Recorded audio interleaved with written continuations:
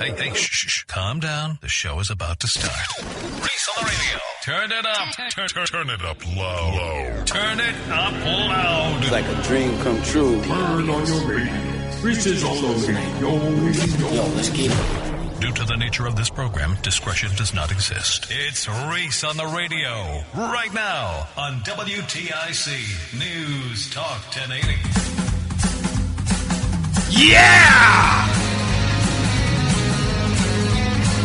What's going on, all you scallywags? You ready to roll? I am ready to go. You know who it is. Scallywags, nutmeggers, conversationalists, and the most important person in the room, the haters. It's Reese on the radio on WTIC News Talk 1080. Sweetie, if you could, for me, can you check to make sure all of those lights are on? Because I am exceptionally dark over here on the screen. Don't worry, I don't have you on camera yet. Your beautiful self in the beautiful red today. I do not have you on. Just make sure that every light is on. There we go. Okay, I was looking a little dim. Yeah, there you go. Perfect. Thank you. If you could sit your beautiful self down there. Of course, as you know, your favorite person, the apple pie of my eye, Roseanne, is in the house right now. Hello, my dear. Hello, my dear. So you are here. We got plenty of stuff to talk about, to get into, as it were, today on the program. I'm doing a new segment. If you are new to the program, the segment is Roseanne's own little segment. What she's hating on is going to be expressed as usual. She has a group of people to hate today, and your hateful scorn is going towards whom today? Gen Z. Gen Z. Yes, we'll talk about that as well. Everybody sort of hates on Gen Z. Well, I think it's appropriate. Yes. So Roseanne is going to express why.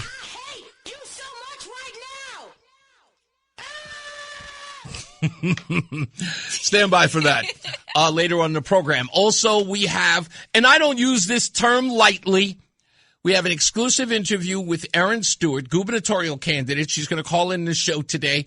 You all know about the controversy as it relates to the tax collector in New Britain, and how the story has associated Erin Stewart and her, I guess, her mayorship. And this, I guess, in sort of news reports and in the report itself, they are linking Erin Stewart to the misdeeds alleged by the tax collector. So she will call in. We'll have a discussion with her about that. Plus, I want to get into something I thought was underhanded, and I don't think it was a mistake. I think it was done on purpose because this is a veteran news person. And I think after today's conversation with Erin Stewart, there is either going to be a reversal or there is going to be a changing of the reporting because of it. We'll get to the bottom of that as well. So stick around. That's going to happen at about 3 o'clock, a little less than an hour from now. Also, I want to talk about college admissions for African Americans and Latinos versus whites in the country. I saw this report. Not a report, but a guy who is a minister or some sort. He said that African-American males only go to college at the behest of their mothers and their grandmothers. It is not something indicative of black males, which I thought was a little weird. I don't remember that ever being a black thing, that black men were just like college. I'm sure that became a thing where college was sort of unattainable. The reason why I say that, Roseanne, is you said something many moons ago, and you talked about it here on the air, that you grew up not thinking that people from your background, you know, Mexican. College was something that white people on TV did, but I did grow up watching the Cosby Show, and so they all went to college. So to me, I was like, okay, it's just people with money that go to college. Right. That was just a sort of little more, but for the most part, it was something that white people did. But the numbers that I looked up today are daunting. However, they seem to comport with the population. So the numbers are right, but there are some other disparities that I found in this. as far as college educated or college attendance is going. So I'm going to talk about that a little bit later as well. Also, some numbers I wanted to get into yesterday that I didn't, because there are a lot of people talking about, it's like, I don't think Donald Trump's got a chance in the midterm election. Donald Trump's not on a ballot. He's not running. Yeah. He's done. But I mean, if you want him to, I'm sure he'd consider it. Exactly. But the House and Senate is on the ballot this midterm. So there are some numbers that Harry Enton put out yesterday, I think it was yesterday, that I want to get to that I didn't get to do yesterday because we had Linda McMahon on very late in the program. She came in at 5 o'clock. And I want to thank the folks over at Linda McMahon's team. More on that later on in the show because it's very likely, Roseanne, that Linda McMahon may be back on the program. This makes me very excited. It makes me very excited. I'd love to just sit here and listen to what she has to say about her vision, and as she's enacting the president's vision for the BOE and ultimately, the future for our children, or in our case, our grandchildren. Yeah. Somebody sent me a message yesterday. It was like, the WTIC News did not give you credit yesterday for your interview with Secretary of Education Linda McMahon. I want to thank the person who sent me the message. I did not take any offense to it. In fact, I kind of ribbed Morgan Cunningham about it today. You don't even mention me? But Morgan Cunningham said something absolutely hilarious, and this is why I love the guy, because he's funny. He says, well, I've only got a little bit of time. I got a lot of news to go in, and your name is Reese on the radio. I had to cut for time. So I said, okay, that makes sense. So he's like, true. So I got to leave it at WTIC and, the interview. I said, that actually does make sense. It's a good excuse. I don't think he would never not give me credit. No. But Morgan's a solid and dude. It's a team win anyway. Absolutely. That's the whole deal. The whole deal. It's a team win. It's not about promoting Reese on the radio. And I love Morgan. Roland said, nah, forget that. It's okay, Roland. It's all right. So I thank Morgan. Hey, I just love the fact that the show made the news, at least here at WTIC. Plus, Roland, you put it online, the interview. I didn't realize it, but it was like, it showed up everywhere that I could look up. So I was very happy about that. And it was a good get. And I want to thank Adam 12, most importantly, because he's the guy who made it happen. By the way, Adam 12 wants me to change his name. Okay? His name is now Booker T. Washington. No, it's Booker White Washington. Yeah, that's right. Booker White Washington. That's what he wants. Yeah. Booker White Washington. That's what he wants to go. He says volume lower on Roseanne. Are you too high? You're not too high. Your volume's not too high, is it? I don't know. I can't really tell. This speaker, No, it's not too high, right? Plugs on the fritz. Thank you, 25th. I appreciate you. Before we get into the whole Erin Stewart, Dennis House, WTNH exclusive that's supposed to air on Sunday, I want to talk about this because I saw this headline all over the place about Donald Trump, the Trump administration, and an alleged $20 billion that is supposed to be released to the Iranian people. More money? Yes. So this has gotten a lot of people up in arms. Why? Because they cannot believe that Donald Trump would give $20 billion to Iran after all the criticism. Well, maybe it's going to their NGOs. After all of the criticism that Donald Trump gave to Barack Obama and Joe Biden for the millions that were given to Iran. Billions, in fact. Now, what they failed to mention here, and this is something that Mark and I talked about, and you talked about just recently, is this absolute disingenuous framing of the story. You only give the outline or the headline. You never dig deep. So we understand each other. When the dire straits of Hormuz, as I call it, with Barack Obama and Joe Biden, what they did was give Iran money for nothing and the checks were free. That's what it was. What do I mean? Well, let's talk about Obama's JCPOA deal in 2015. Iran got the cash and kept enriching uranium. The upfront sanctions relief, $100 billion in frozen assets and oil revenue in return, temporary limits. They cut centrifuges stockpiles by 300 kilograms, low enriched for 10 to 15 years. Then the sunsets kicked in.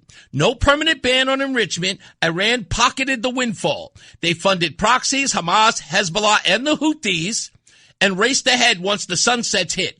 U.S. got short breakout time delay that eventually evaporated. Biden's 2023 deal, $6 billion ransom, zero nuclear concession. They unfroze the $6 billion in Iranian oil money frozen in South Korea for 5 American hostages, released 5 Iranians. White House swore humanitarian only via Qatar oversight. Reality? Money is fungible. Iran's regime freed up equivalent funds for missiles and terror. Happened weeks before the October 7th Hamas attacks. No uranium surrendered, no enrichment halt, pure appeasement by the United States. Now with that, which nobody is bothering to tell you, what did Donald Trump get in return for the alleged $20 billion that he's going to release? Has anybody bothered to tell you? Of course not. Probably not. Here's what Donald Trump is getting for $20 billion. It's the same as the past deal. Sanction froze, Iran's earning in foreign banks, South Korea and Qatar. The new gift, right from no one's wallet, is supposed to get 2,000 kilograms of enriched uranium handed over to the United States. Hundreds of kilograms at near weapons grade, 60% purity. The nuclear dust from our strikes, yeah, we get those too. Some shipped out, the rest down blended under watch. Plus, broader framework, enrichment moratorium, U.S. pushes for 20 years of a moratorium, and it must be held before they get a dime. Decommission facilities, reopen Hormuz, and post-strike strength, not weakness, is what Donald Trump is getting in return for the $20 billion as opposed to the $100 billion we got for nothing. This is the guy who went in without a plan and had no idea what he was doing. None. This is the mentally unstable, dementia, tired-looking president that the Democrats and MSDNC. Everybody knows that the Trump administration would never go into a deal that the media would have a free-for-all with. Right, that's why they're not talking about it. No, they're only talking about he's going to release $20 billion. Right, Didn't he criticize Trump? Why. Didn't he criticize Obama for that? Yeah, Obama gave up $1.2 billion per hostage, which, it's an American life, right? So we really do value our citizens, but when you look at the breakdown of what was actually given to Iran, and it was $400,000 that was held in escrow for weapons that were purchased right before the Islamic regime took over. Obama negotiated $1.8 billion in interest to go directly to Iran. Yep. I mean, I had somebody arguing with me about this. How many times did you be told that this is money? This is their money. First of all, if we were strictly giving them back their money, it would be $400,000. Right, That's right. it. Obama was like, we just gonna give you the extra. He was paying a VIG.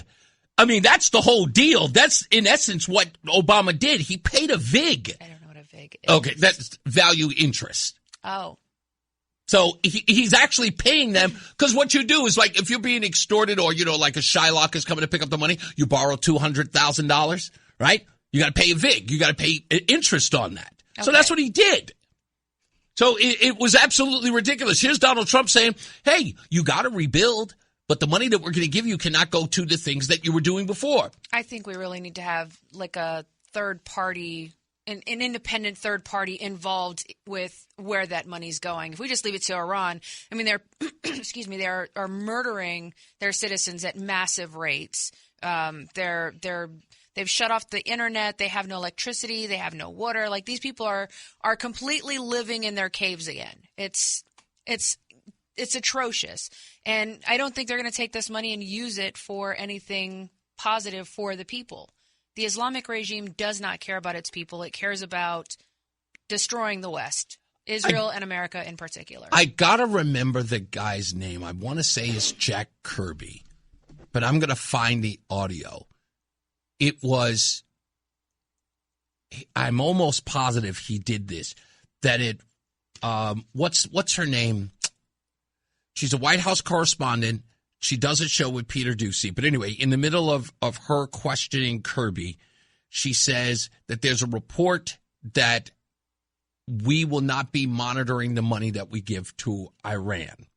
This was done to the Biden administration. Okay. That we weren't going to be monitoring the money. And Kirby said that's not true. And then weeks later, it was reported that we didn't monitor the money. And Kirby was like, I'm going to find that audio. It's actually pretty good.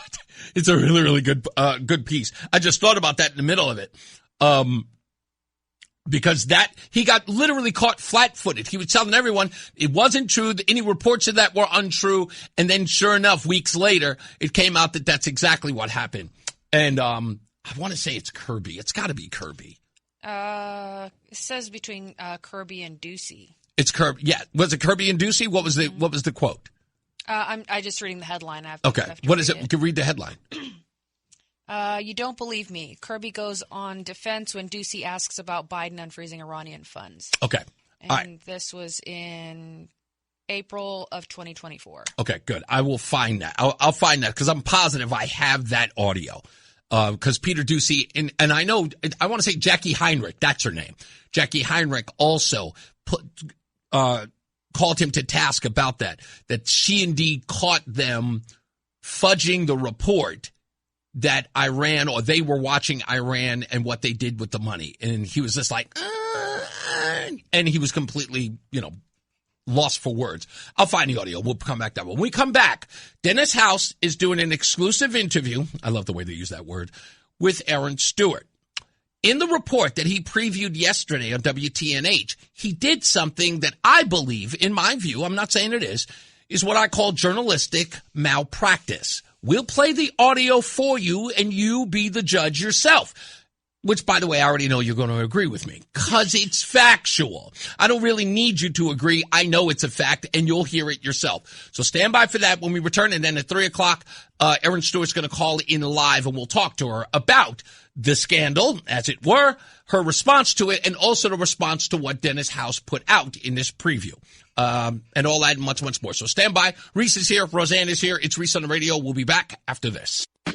Fan of WTIC? Then do us a favor. Download the free Odyssey app and favorite WTIC.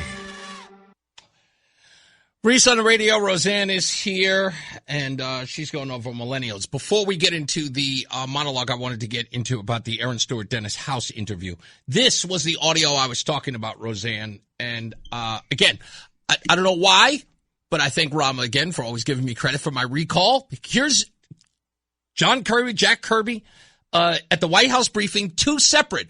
One in, I want to say, what is this? September of 23 to January of 24. Okay. How many months would that be? Depending on the time frame, 3 to 4 months. 3 to 4 months. Okay. This is Jack Kirby telling us in the White House press briefing room that we could account for the money. The U.S. will have visibility. We'll be able to engage in oversight about where the money was going and for what purpose. If Iran tries to divert the funds, we'll take action and we'll lock them up again. And there will be sufficient oversight to make sure that the request is valid and that it's going through vendors who we and the Qataris can trust will actually contract for the goods, the medical equipment, the food, whatever it is. The regime doesn't get to touch the money, Peter. Doesn't go to them. They don't get to decide ultimate destination, and they have no direct access to it. John, Iran made. By the way, that was September 13th of 2023. Jack Kirby said that. January 4th of 2024. So in this case, Roseanne, will they be less than 4 months? Right? Yes. Yeah. Here we go. This is Jackie Heinrich asking, just 4 months later, after he emphatically told Peter Doocy, we'll be able to track everything. We found out 4 months later, not so much. John, Iran made 2 transactions withdrawing from the previously frozen funds in Oman. What were those transactions for? I don't have the details on that, Jackie. You're going to have to let me get back to you on that. So I hope to get one. He had no clue. See my point? How many months later was that? Less than 4. Less than 4. September 13th the year before, 4 months later, January 4th. He knew nothing. He told everybody, we know everything. In fact, he was pushing back on Peter Doocy. How dare you? We're going to know everything. And real quick, just for my own confirmation and to solidify this, who did Kirby work for? The Biden administration. Biden. When was Biden president? Wow. 21 to 24. Again, that's why I said you got to take it for what it is. Anyway, all right, let me get into this real quick. I'll go here. Sorry to take you off camera there for a second, Roseanne. Actually, what? I want you to leave me on. Okay, well, I can't do it now because I have this thing. So Dennis House gave a preview yesterday of his interview with Erin Stewart that's going to air in full on Sunday. A part of Dennis House, I forget what the name of his show is, but it airs on Sunday. It's a politics show. He does these exclusive interviews, and he is, I believe, the senior political correspondent for WTNH. And I got this alert from our guest yesterday and good friend, Mark from West Hartford, who sent me a text in the morning and says, yo, if this is true, Erin broke the law. And I went, what? And I'm looking at it. And the story says, and I did see it, but for some odd reason I saw it in my peripheral, so I wasn't really paying attention to it. It says, or asked, if Erin Stewart ever received bribes to have their tax, or the person's tax liens removed, reduced, or whatever. And in essence, Erin is answering that question and says, yes, all the time. So when Mark sends it to me, he goes, I think that's against the law unless you report it. And I look it up and I go, absolutely correct. In the state of Connecticut, any public official, if you receive a bribe, if someone tries to bribe you, even if you don't receive it, you must report it as a public official. And if Dennis House is asking Erin Stewart if she's ever been bribed and she says yes all the time and there's no public report of it, that means that she's committed a Class A misdemeanor.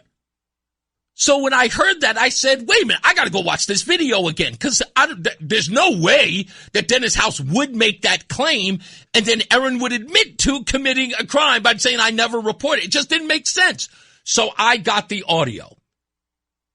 And again, I got to ask the question, is this journalistic malpractice?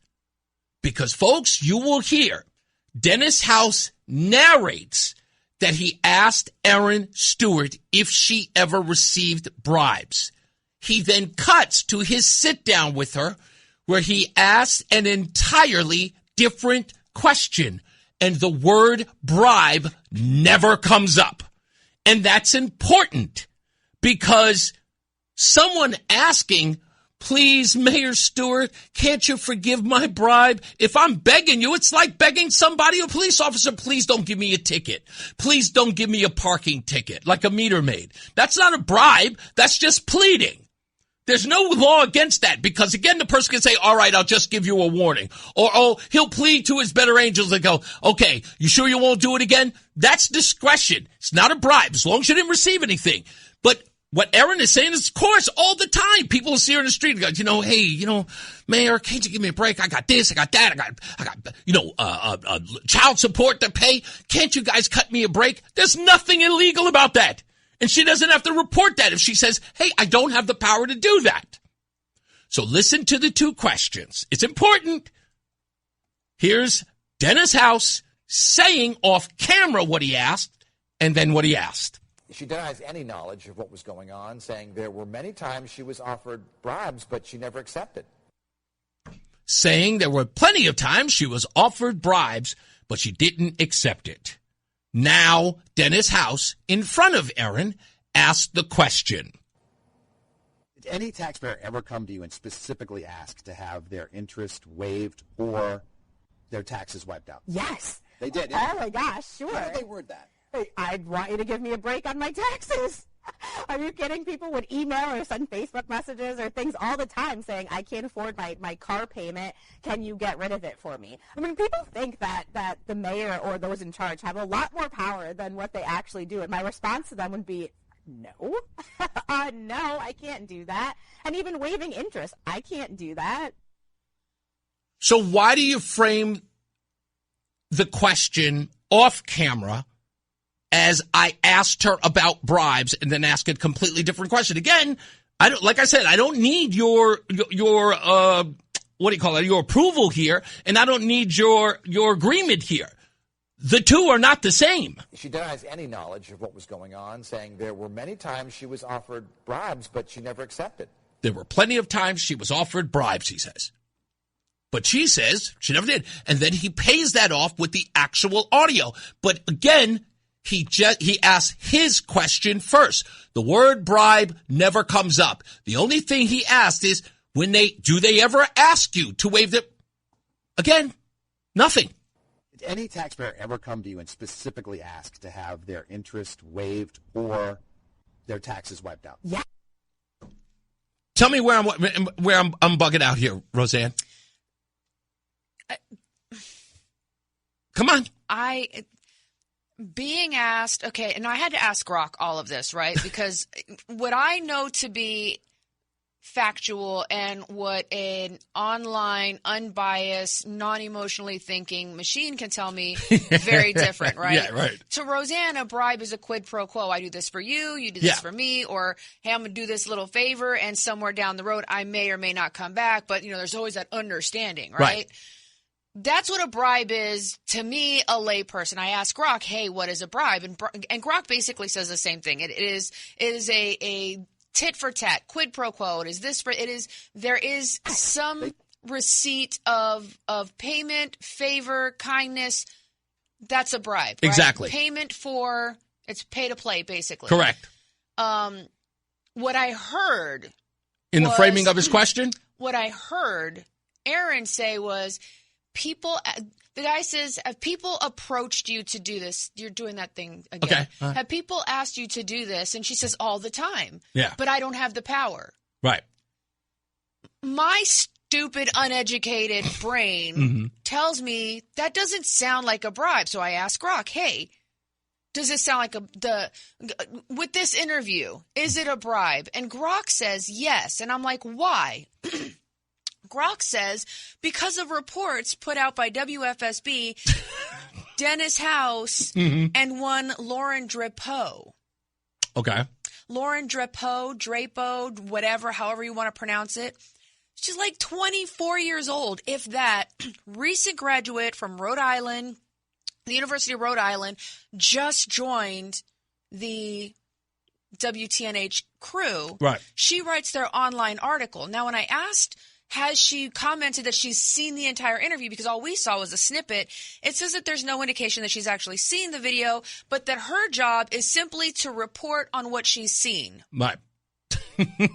Okay, so from this, we can gather that she's seen some of it. She literally goes on to report that Erin Stewart admits to taking bribes. Or admits to not, or being approached for bribes. My apologies. Yeah. She writes that Erin Stewart acknowledges that she's been approached for bribes. Right. And again, not having, either she's watched the interview and she's lying, or she hasn't seen the interview and is only doing what somebody told her she has to write. Exactly. And again, I am going back to the actual video. Can I just tell you? Yes. This appears to be, and that is my alleged word, right? This appears to be character assassination, or at least an attempt at it. Couldn't agree more. She denies any knowledge of what was going on, saying there were many times she was offered bribes, but she never accepted. Saying many times she received bribes. Approach. Did any taxpayer ever come to you and specifically ask to have their interest waived or their taxes wiped out? Anyone ever ask? Not did anyone ever try to bribe. Did anyone ever offer you something for you to waive their taxes, which should have been the question. Has anyone ever done that? To which then she could defend the question of if she is bribed. But you don't ask that question and you frame it. And what Dennis House has done here is, again, this is a post-edit narration. He gets the interview, then he edits, then he post-narrates it. And his post-narrate says, I asked her if she ever received any bribes. And then you hit it. But again, the layperson would miss that. Right. The only thing they heard was bribe. Do not understand. And again, because I study the media and because I have to, this is the immediate thing that I caught. So I'm going back to it so you can hear it again so you don't miss a word of it. Just so you understand. Has any knowledge of what was going on, saying there were many times she was offered bribes, but she never accepted. Now, if you saying many times that she was offered bribes, you pay off that narration with the cut. That's what you do. You pay it off with the evidence of said narration. Did any taxpayer ever come to you and specifically ask to have their interest waived or their taxes wiped out? Yes. They did. Oh, my gosh, sure. How did they word that? I'd want you to give me a break on my taxes. Are you kidding? People would email or send Facebook messages or things all the time saying, I can't afford my car payment. Can you get rid of it for me? I mean, people think that the mayor or those in charge have a lot more power than what they actually do. And my response to them would be, no. Again, never asking her a question, so she's answering the question she was asked. As I told Erin when she sat across from me, only answer the question you are asked. Don't ever leave. You don't need to leave. You know, think about it in a courtroom. That's the way you do it. And she did. But yet, it didn't prevent Dennis House from framing it before he asked the question. And I think it's important to note that not only Dennis House, but it looks like WTNH in general is working against Erin Stewart, and who knows what other, stuff they're putting out about our Republican candidates. I got to take a break, but just for note, on top of this, I do believe that WTNH put out a press release yesterday that they are hosting the gubernatorial debate for whoever wins both primaries. I would rethink it. Let's take a break. We'll be back. It's Reese on the radio on News Talk 1080 WTIC. All right, we're back. Reese on the radio, Roseanne on the radio. We are here in a couple of minutes. Erin Stewart will call into the show. I think that she's calling me after she's picked up the kids. Is everybody back in school already? I don't even know. Our kids are too old now. I'm sorry about that, Roseanne. What are you asking me for? I'm saying, not that we know the deal with kids in school and all that other good stuff. I know that there's been a lot of kids playing where we live, so maybe they go back next week. I don't know how long, spring break is here. Yeah, that's right, because I know the kid, TJ, was on break last week. Mm-hmm. Boy, that kid is everywhere. Have you seen him? I've not. Online? Oh, you got to follow him online. Hey, you're not following TJ Duarte. What's wrong with you?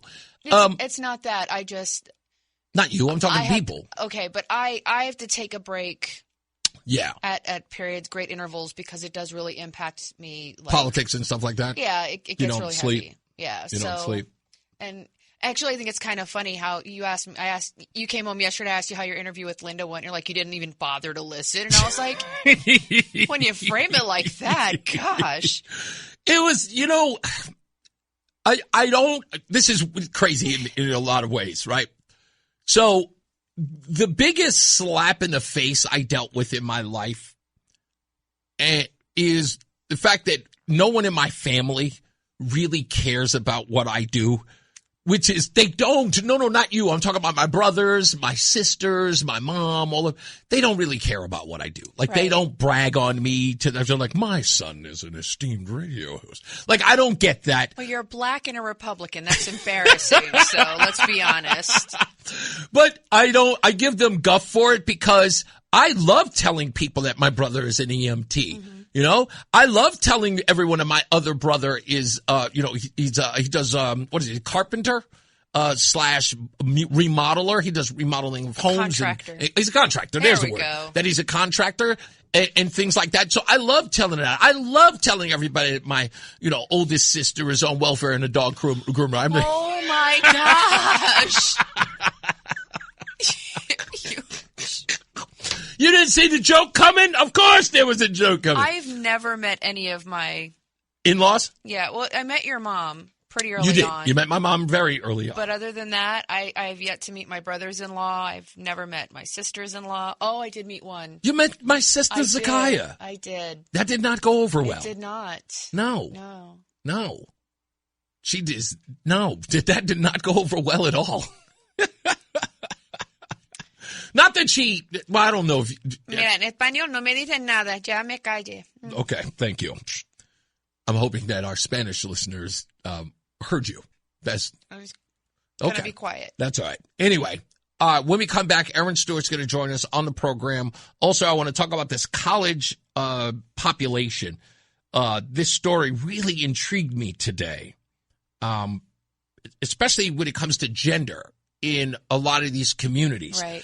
I just realized I have to look this up. Can you see if you can find out the gender breakdown of white college students between male and female? That's important. I want to hear that as well.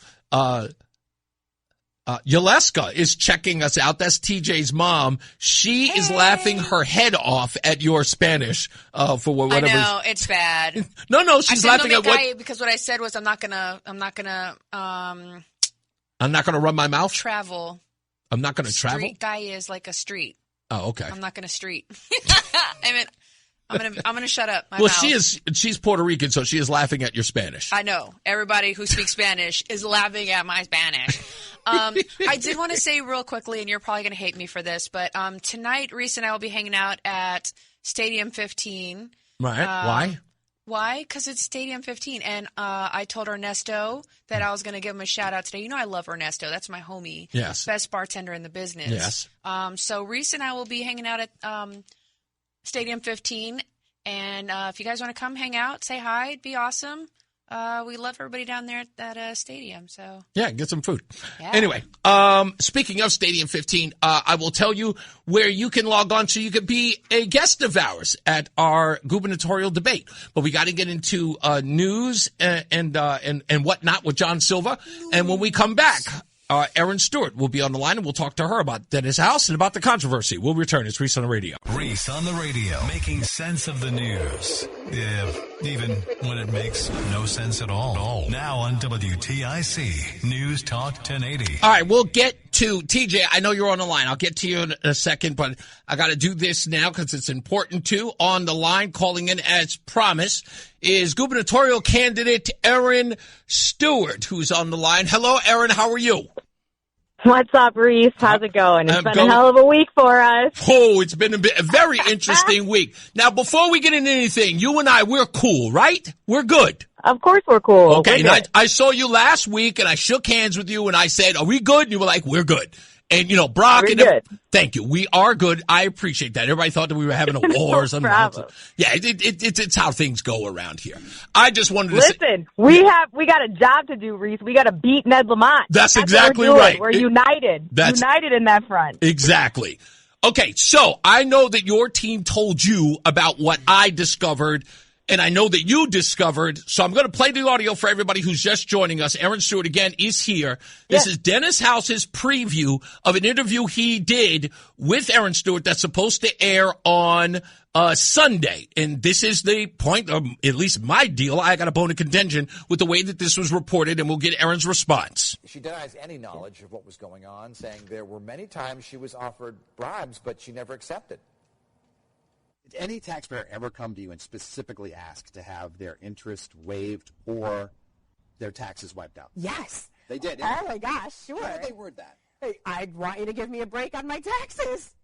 Are you kidding? People would email or send Facebook messages or things all the time saying, I can't afford my car payment. Can you get rid of it for me? Now, I got to tell you, Erin, the framing of that question in his narration, which again is a post-narration, he says, I asked her if she ever received any bribes, and then goes on to ask you on camera if anyone ever asked you to waive their taxes. They're not the same thing, because if you had been bribed or given a quid pro quo, even an offer for that matter, it is incumbent upon you, because you are a public official, to report said crime that was being committed, right? So you're not asking the question that he's setting up. What do you say to that? So Listen, the interview is all about what the lame attempt this week that Ned Lamont and his minions have to try to attack me and bring me down. Listen, when I was mayor, we get this all the time. People who can't afford their bills, can't afford their taxes, come and ask, is there something you can do to help me? We're not talking about quid pro quo. We're not talking about big developers coming in with bags of cash. We're talking about the poorest of the poor, the little old ladies that come in with money in their hands and saying, can you help me out? That's what we're talking about here. Right. So if you want to say that that's a bribe, please. He directly did ask the question, and in that context, yes, people came in all the time to ask me to do them favors, right? But you got to you say no, and you refer them to the proper authorities. Yeah, but asking you a favor, of course he's trying to. Erin, asking you a favor, trying to set it up. Erin, asking you a favor is like, as I described it earlier. I run up on my car and a meter maid or a cop is giving me a ticket, and I ask the guy, come on, please don't do it to me. It'll bankrupt me. Yeah. Asking somebody, an officer like that is not a bribe. If I say to the guy, come on, I'll give you $200 if you don't write the ticket, that's a bribe. Right. We're not talking about that. We're talking about, little old ladies that would come in all the time and say, I'm really having trouble paying, and can you do anything to help me out? And I would tell them, no, I'm sorry, I can't do that, but we can set you up on a payment plan if you want, and here's the tax collector's office or the finance department. You got to go down there and talk to them. Erin, but this whole thing. Okay, I'm sorry. Go ahead. About this whole thing, though. Yeah. This whole thing is just, they're trying to come at me and pull me down to tie me to a haphazard law firm that's hired by the Democratic Party with Democratic operatives issuing this statement or this report that isn't even conclusive and isn't even, finished yet about the former tax collector who was elected, by the way.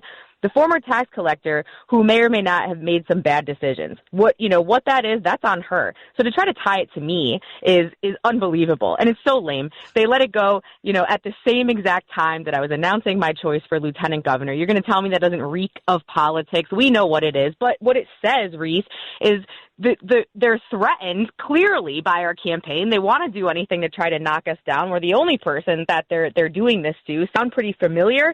Sounds like what they tried to do to our president, too. Clearly, we're doing something right. Hey, my question is, in all of this, why did they use it? Because the first thing that I asked when I read this, and I think I talked to it a couple of people here in the newsroom as well, I always am a stickler about phrasing, about words that are used in press releases. And the thing that bothered me about this report, and I'm sure it bothered your team about this, was they used the term former mayor instead of saying, or former mayor or the former mayor's office, and never mentioned you by name. Did you think that was strategic? Of course it was, but they didn't mention anybody by name in the report. But of course it was strategic. They want people to try to draw the connection. And then the story then, of course, became about me instead of about the people that this report was actually about, which is the former tax collector. Right. Why don't you, now yesterday on the show, I did an opening monologue about this. And again, I have a different tactic than you folks do. And it harkened back because I had Linda McMahon, the Secretary of Education, on yesterday, and she did something I thought was absolutely amazing. When the Democrats were holding a press conference about the Board of Education being shut down and people being kicked out of the offices, Linda McMahon showed up at the Democrats' press conference and made them have to deal with her while she was there. If you really do believe this, and again, this is just me, if you believe that the mayor is behind this, or the governor for that matter, that this is a political hit job on their part to sabotage your campaign, why not show up at one of his press conferences and kind of go toe to toe? Because I think that would be asked, and we've said it, and I've said it. Go ahead, Bobby. If you think that you've got, what else do you have? Release the full report then. Where's the rest of the report? I would meet them right where they are. Hey, listen, the governor's got to do a lot of press events too. If I were you, I'd find out exactly where he's going to be and show up and go right to his face and say, I think your campaign is afraid of me, and that's the reason why you're pulling these stunts. And I would do it, and it would be a press windfall for you because I think it would leave him flat-footed. That's what I would do. Well, the funny thing is, the governor never comments on anything. But no ironically kidding. enough, he comments on this. Oh, he's magically available to comment on this. That tells us all we need to know. But my point is, go ahead, release it. Release the rest of the report then. Show us. Show us what else is there. If you think that you have something on me and me personally, go ahead, let it out there. But they're not going to do that because they don't have it. They don't have it. They can only draw these haphazard conclusions like what they did and kind of, just throw an illusion in there to try to, drive everybody in the media crazy. But listen, we addressed it head on. I think that's the right way to go about it, is to go right in and talk about it, address it, not be afraid to. Because I didn't do anything wrong. I didn't tell the tax collector to backdate her own taxes. Are you kidding me? You make it seem like that one seems a little as mayor. That one seems a little like crazy that you would instruct anyone to do that, especially if they have the ability to do that. To be honest with you, if I worked under you and I was the tax and I was that kind of underhanded person, I would never ask you permission to backdate my own taxes. That almost seems ridiculous. But at the same time, too, it's like you're, and then they go on to talk about these other cases, and I don't know what they're talking about because they're vague references. They don't say who, but you're talking about people who were trying to pay their taxes. Mm-hmm. Let's just frame that for a second. People who are trying to pay their taxes, not people who are trying to not pay their taxes. That's an interesting. That's right. Pay their taxes. That's an interesting distinction because the report doesn't suggest that anyone, or even you for that matter, waived their taxes entirely. There seems to be that sort of skimming on the edges of, sort of the impropriety here or there, is like the taking away of back payments is like not like they were trying, like they were completely absolved of their tax responsibility. So you're right about that. I thought that was interesting as well. Like I said, I always read through between the lines on this stuff. Are you concerned in any way? Because I think this is an important question to ask. Because if there is a criminal investigation with this woman, I always say that, there are always going to be the deals if they were. They say, hey, we'll cut you a nice one if you give us a bigger head, right? You give us a bigger, perp walk. Does that concern you or your team? Because again, the objective is to implicate you, not so much as accuse you. No, I'm not worried about that at all. I know, and I can tell you that I never had any conversation with her to tell her to backdate anybody's taxes. I'm not worried about that at all because I know that I didn't do anything wrong. She clearly made some bad decisions on her own, and that was nothing that came at my direction. Well, listen, I want you to do whatever you can to face it head on. Because, again, I don't like a smear campaign, and I don't like people trying to drag you in the mud, especially if you've done nothing. So I do appreciate the fact that, and you have been everywhere. You have not shied away from this. You didn't have your team respond as a lot of others, and the aforementioned governor does, leaving others to make a statement. You came out and you came out forcefully on that. It is going to be the people's to decide, of course, so you have to do whatever you can to, of course, influence people and let them know that you've done nothing wrong. Do they say when this other part of the report is going to come out, or do you anticipate it's going to be at an unfortunate moment like you announcing who your lieutenant governor choice is going to be? I can only predict if history is any indicator here. Let's see. Will they release it on the day of the convention? Will they release it on the day of the primary? Boy, I'm sure we can all do that. But listen, that just goes to show exactly what it is, all political in nature. Again, this they call it an independent investigation. It is not an independent investigation. Mm-hmm. It is a Democrat-led law firm hired by a Democrat that also didn't go through a proper RFP process with the city of New Britain to hire a firm to conduct this investigation. Let's talk about that too. Mm-hmm. And so we can all predict what this is going to be. But I don't think, and I don't believe, that they have anything else on here that's going to say anything about me. If they did, they would have released it by now, and I'm calling on Mayor Sanchez. Go ahead, come out with it right now. Let's see what you got. All right, last but not least, are you going to ask Dennis House to reframe the way in which it is presented in this piece? Because, again, like I said, in one case he's saying, I asked her if she was ever bribed, and then plays the question where the word bribe doesn't appear. We talked about it afterwards, after we finished filming, and I said to him, I need to make very clear to you that I'm talking about little old ladies and poor people who are desperate to try to, find any way to work out payment plans for their bills. We are not talking here about quid pro quo with big developers. And he told me, I understand what you're talking about. I completely get that in this context. Okay. So in essence, I'm assuming then, because if you made that clear to him, that we will see a changing of that phrasing. Because again, I just said it frames you as a person who has been bribed, but the question doesn't address it. So that's the reason why I brought it up and the reason why I posted it, because it is, I've seen that sort of that play out 1,000 different times. And it's, to me, I don't want to call it reckless. I'll just say, I'll use a better word. It is unfortunate for somebody to post something like that. And you know what? We'll continue to not be surprised by what the media does. Okay. When they see somebody's campaign that is gaining traction and gaining more and more support day in and day out and is a threat to their institution, if you will, it will continue to happen and we will continue to fight back. Thank you for your backup in that, Reese. Thank you. Not a problem. Erin Stewart, thank you. I appreciate the call and thank you for taking the time out. I'm sure are the kids still in school? What's the deal with these kids? Are they in school? Are they out of spring break? What's the deal?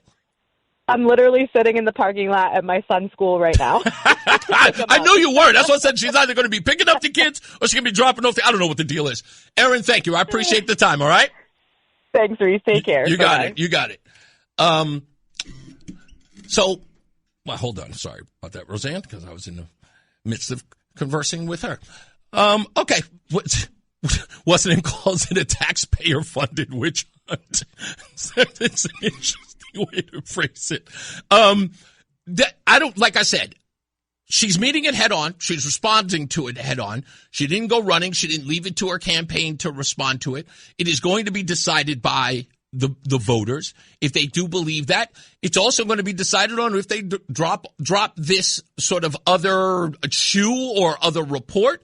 If this woman is going to emphatically indicate her, is going to be left to that. But I don't know. I can take her tone for it, and it sounds like she's prepared for that. She's prepared for whatever it is that they drop. So let me ask you, as a woman, Roseanne, and because women deal with these things different than men do. Well, maybe even men deal with it different than I would. Because I tell you right off the bat, I'd have done the thing that I told her to do, and that was to go right up to a Lamont campaign and just be like, so, you want to have a discussion about this little witch hunt you trying to... Are you scared of me? I would do that right there in front of the cameras, and I would leave him flat-footed, and I would have him humming. I would, because... Oh, sorry. That was wrong. I apologize. Go ahead. Wow. I apologize. Silence the woman. It's a mistake. Go ahead. I'm sorry. I think you and I are on the same page. You know me. I want to destroy you. I will destroy. And I'm not one of those, everybody's like, oh, I'll be scared of Roseanne. No, don't be scared that I'm going to physically harm you. I will ensure that you never forget my name. I want you to be watching TV and Roseanne Barr comes on. You're like, oh, crap, I remember that. You will never forget Roseanne's name. I will come at you strategically. Mm-hmm. I will come with what the kids call receipts. There will be documentation. I will meet you head on, face to face, eyeball to eyeball. I used to tell my stepdaughter this all the time. If you have the nerve, if you have the nerve to let it slip out of your face, under your breath or behind my back, at least have the audacity to meet me face to face to repeat it. If you can't, if you lack the ability to look me in the eyeballs and say, this is what I said, then don't let it slip out of your face. Yeah. Just Indeed. don't. Have some integrity. I think, like I said, I couldn't predict where this is going to go, but it has the unfortunate interest in it, because everyone's now going to say, all right, what do we do? What happens now? Because I would, and this is the truth, in her defiance in this, what's going to happen is now, if they really want to come after her, if indeed they're going to have to double down. That's what all of this energy is met with, right? So they make the claim, Erin fights back. So now they're on the hook, because Erin is coming full force and going, all right, I think you got nothing. I think you're BSing. I think you're just trying to railroad my campagn. Well, now the move's on you. Either you're a fortified wall or you're a house of cards. Yeah, exactly. Because at this point, it was like, oh, you're concerned about whether or not we got the goods, because now it's got to come forward. Like I said, I don't mind the back and forth, because it's got to be hashed out. This individual is, I mean, again, this is where I get ticked off. And this is a pet peeve of mine. The framing that people do in these cases, be it media, press releases, or whatever it is always this screwing around with the edges or sort of cutting off the edges and never coming flat out. I thought the most interesting part of that press release when I got it, I read it 3 times and I just went, why former mayor's office? If you are implicating the gubernatorial candidate, you say her name. You don't do this sort of wishy-washy, you figure it out. This report is supposed to be taken seriously. So what are you dancing around it for? Listen, when I come to somebody with information or dirt, you better believe. Yeah. Roseanne is bringing you this. Names, dates, receipts, pictures. I have witness tests. I got all the stuff. There will be no questioning the legitimacy or validity of what Roseanne is saying. You are now given all of the information that I have. Feel free to investigate. Anything short of that is just, this filthy mudslinging, hoping that you get a little bit on your opponent and it sticks. Everybody's, oh my God, blemish, runs away, right? Listen, come at me full force, bro. Yeah, you got to. I am not the one to play with. I promise you. Yeah, I mean, you can't come to a fist fight slap boxing. No, what was it? Don't bring a knife to a gunfight. That's exactly it. Anyway, we got to get to a break. We'll take that, and we'll be back shortly, so stand by for that, plus your phone calls when we return at 860-522-WTIC, 860-522-9842. It's Reese on the radio, Roseanne on the radio. We'll be back after this. Listen to WTIC News Talk 1080 on the free Odyssey app. Download and like WTIC today for alerts on special programming. All right, we're back. Reese on the radio, Roseanne on the radio. Phones lit up. Let's get to them now at 860-522-WTIC. First on the line, TJ Duarte's calling up. What's up, big guy? Hey, Reese. How are you? And Roseanne. Hey, TJ. How you doing, kiddo? I'm good. How are you? We are great. What do you got? So, I went to the Erin Stewart event yesterday here in Waterbury. I know you got a lot of pictures online. Yes. And it was the same message you were saying here. This is a plot that Ned Lamont and the Democrats in Hartford are trying to do to ruin her representation because they know all the candidates who are running for governor have the best chance on kicking him to the curb. And now they are scared because now the tables have turned. She came out, and I think the best thing that she can do is show that she will fight back. Yeah, I agree. The most important thing. Because if she shows that will show that she will fight for the people here in Connecticut. Secondly, she kept saying the same thing. She is going to kick him to the curb, and I think she should do the debates that Ryan Fazio and Betsy McCoy invited her to, because it's an important thing for her to get her message across to voters in Connecticut. I think that's it has been the sentiment of a lot of people. In fact, some people are like, "Are you going to ask her about the debate?" I'm like, "No." That's something they're going to have to decide. I'm not haranguing anybody about that. That's not my deal. That is their decision in their campaigns. As everybody has learned about this, when I give advice to campaigns, it is about fighting the other side. That's all I'm doing on this. But I know you meant, who is the young man? You took a picture with the young man. The way you phrased it was, what is he? The first Puerto Rican, what exactly? Candidate? He's the first Puerto Rican candidate to run for state Congress. Really? What's his name? Yes. Guan, I believe his name. Okay, yeah, I know you posted it. I'm sorry. I'm over here quizzing you. Why you came to talk about one thing? Hey, by the way, we're going to be starting Future So Bright next month. You're going to be here on the show. Who have you decided to bring in first? I'm almost certain you said you're going to bring in. Forgive me. Is it Ariel? Ariel? No, what's that's the Little Mermaid's name. What's the young lady's name? Is it Aiden? Aiden. Aiden. I'm sorry. Aiden, forgive me. I'm sorry if you're listening, forgive me. Who are you going to bring in, Aiden or Emmanuel yet on the first day? But I think I think I'm going to change the person. Okay. I want to interview a teacher, actually. Oh, beautiful. And she's sitting right next to me. Her name is Amelia Young. Okay. She's a humanities teacher. She's the one I shouted out on. When I remember immediately when you said her name. I remembered exactly when you shouted her out. Yeah, absolutely. We'd love to have her. Hi, how are you? We'd love to have her on, and we will. So I will let you know the date to make sure that you can arrange it with your teacher. So to make sure that both of you can come in here so we can begin our series called The Future So Bright, which is going to be a great campaign, not just for young people, but I think for the state of Connecticut and Waterbury in particular, because that's who you're repping out here. So I appreciate you, TJ. Thank you so much. Yep. You're welcome. Goodbye. Bye-bye, guys. Let's go to George in Canton. Hello, sir. Oh, greetings there, Reese. How are you? Yeah, well, I'm better than I deserve. Reese, you know, these news media people, they are so despicable. They are like, well, you remember perhaps when Romney was running and Harry Reid put out the message that he had not paid his taxes? That is 100% correct. And when Romney lost, and Harry Reid was directly asked by a reporter, everybody knew it was a lie, and Harry Reid looked at him and he said, well, it worked, didn't it? That's correct. He did not become president, Harry Reid famously said. Yeah.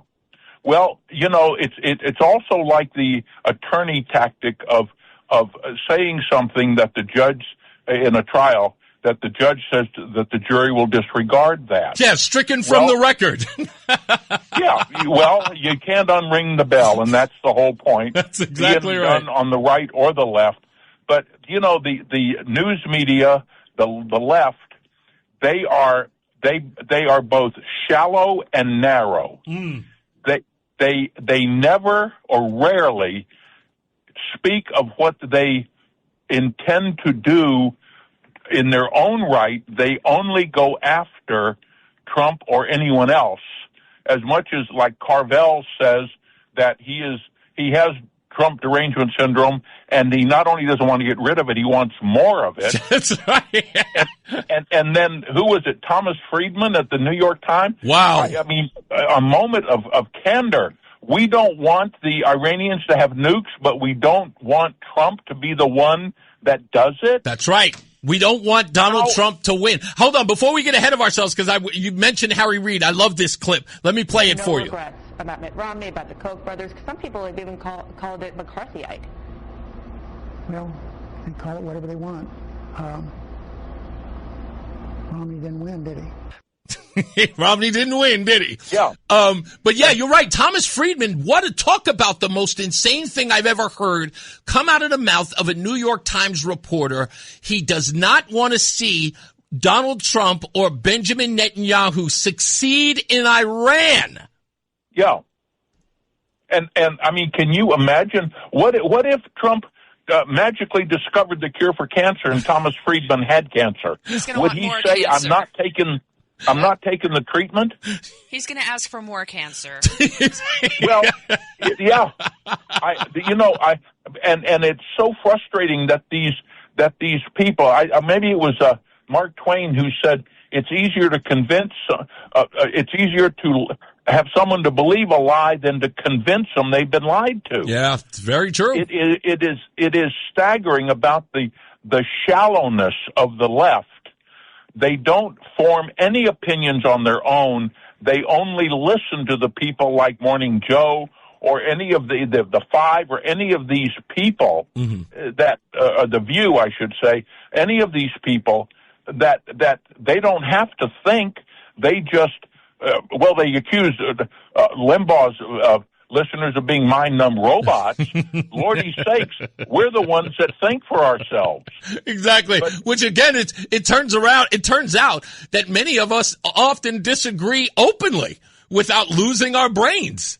Well, and that's part of what makes the American way. Yeah. That's the whole point, is to be able, at the risk of being cliched, to disagree without being disagreeable. Yeah, indeed, 100%. But anyway, it is despicable for people to do, and I think Erin Stewart, I don't care who runs, I like Betsy McCoy, she's got great depth, but we need somebody. We've got to start acting together in this state. Yeah. It's shameful what we're dealing. When I moved here in 1976 from Florida, they called this, I think it was the pearl or the gem of New England, no state income tax until Lowell Weicker. He said that putting a tax would be like pouring gasoline on fire, and 6 months after he's elected, he puts an income tax in. Yeah, very typical, my friend. George, let me grab a couple others before we go to break, buddy. Have But a good thank you, weekend, man. folks. You too, sir. Let Mark in West Hartford, again, who started this ball rolling on the whole report. How are you, sir? I got two frauds with one stone. This is unbelievable. This never happens with me. I got both Dennis House and Erin Stewart. So first, I got to ask you and Roseanne. Yeah. Because I want to see how good Erin is. It's funny, I just followed a BS commercial, her campaign ad. Let me ask you both. Didn't it sound, or do you believe the way she made it sound, that she has an open door policy at City Hall in the 12 years she was there? Didn't it sound like people were coming into that office and asking her for some help? Did you kind of get that feeling? I was getting the impression that it was sort of like a very Mayberry-esque sort of city hall, right? The old ladies coming on by and like talking to the town mayor. There was that degree of the way she described it. Again, I don't know anything about what the halls of City Hall. Can I tell you my experience? Yes, please. Experience? Yes. So about 3 years into her reign over there, I had questions. And her office, not as layered as Mayor Ralapalum. Okay. You can't get a hold of anybody there, not even his communications people or whatever. He's got three of them. Right. But you need to go through a whole bunch of people. And guess what? She's never returned a phone call, returned an email, or I tried to get a meeting with her. Forget that. That wasn't happening. And on top of it, if these people were really reaching out with an issue like taxes, everybody and their brother knows, and especially in New Britain, especially the people in town hall there, they would have said, like, hey, listen, either you can go in person to the assessor's office, right, or you can file a formal request there, or a formal appeal with, there's a board of assessment appeals. Right. Now, not once, not with Dennis House or with you, did you hear her say, these people, I feel bad for them, but I did direct them in the right way. And if she did, that would be a feather in her cap for trying to assist that. She did say that there were payment.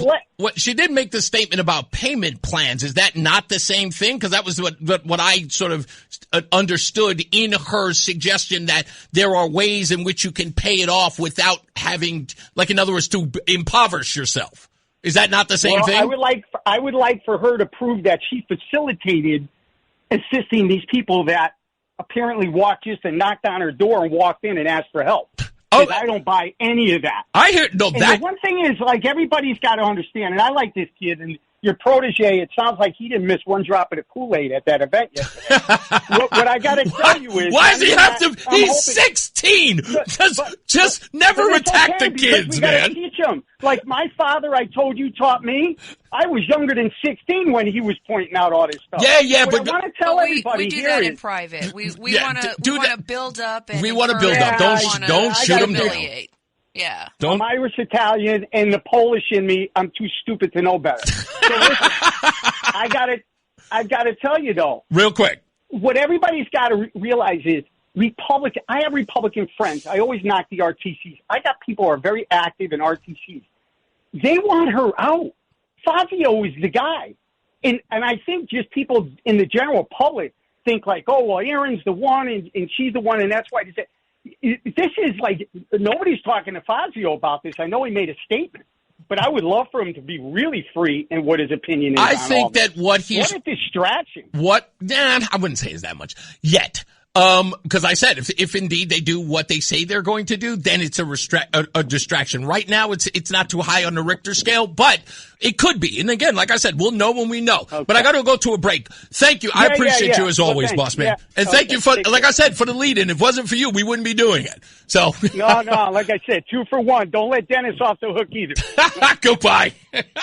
Let's take a break. We'll be back. More news, more views. It's Reese on the radio. It's Reese on the radio on News Talk 1080 WTIC. All right, we're back. Reese on the radio, Roseanne on the radio before we get into weather and traffic. So stand by for that coming up. When we return in the 4 o'clock hour, we're going to talk about college admissions. There was an interesting piece, just a snippet that I saw talking about African-American men and their enrollment in college.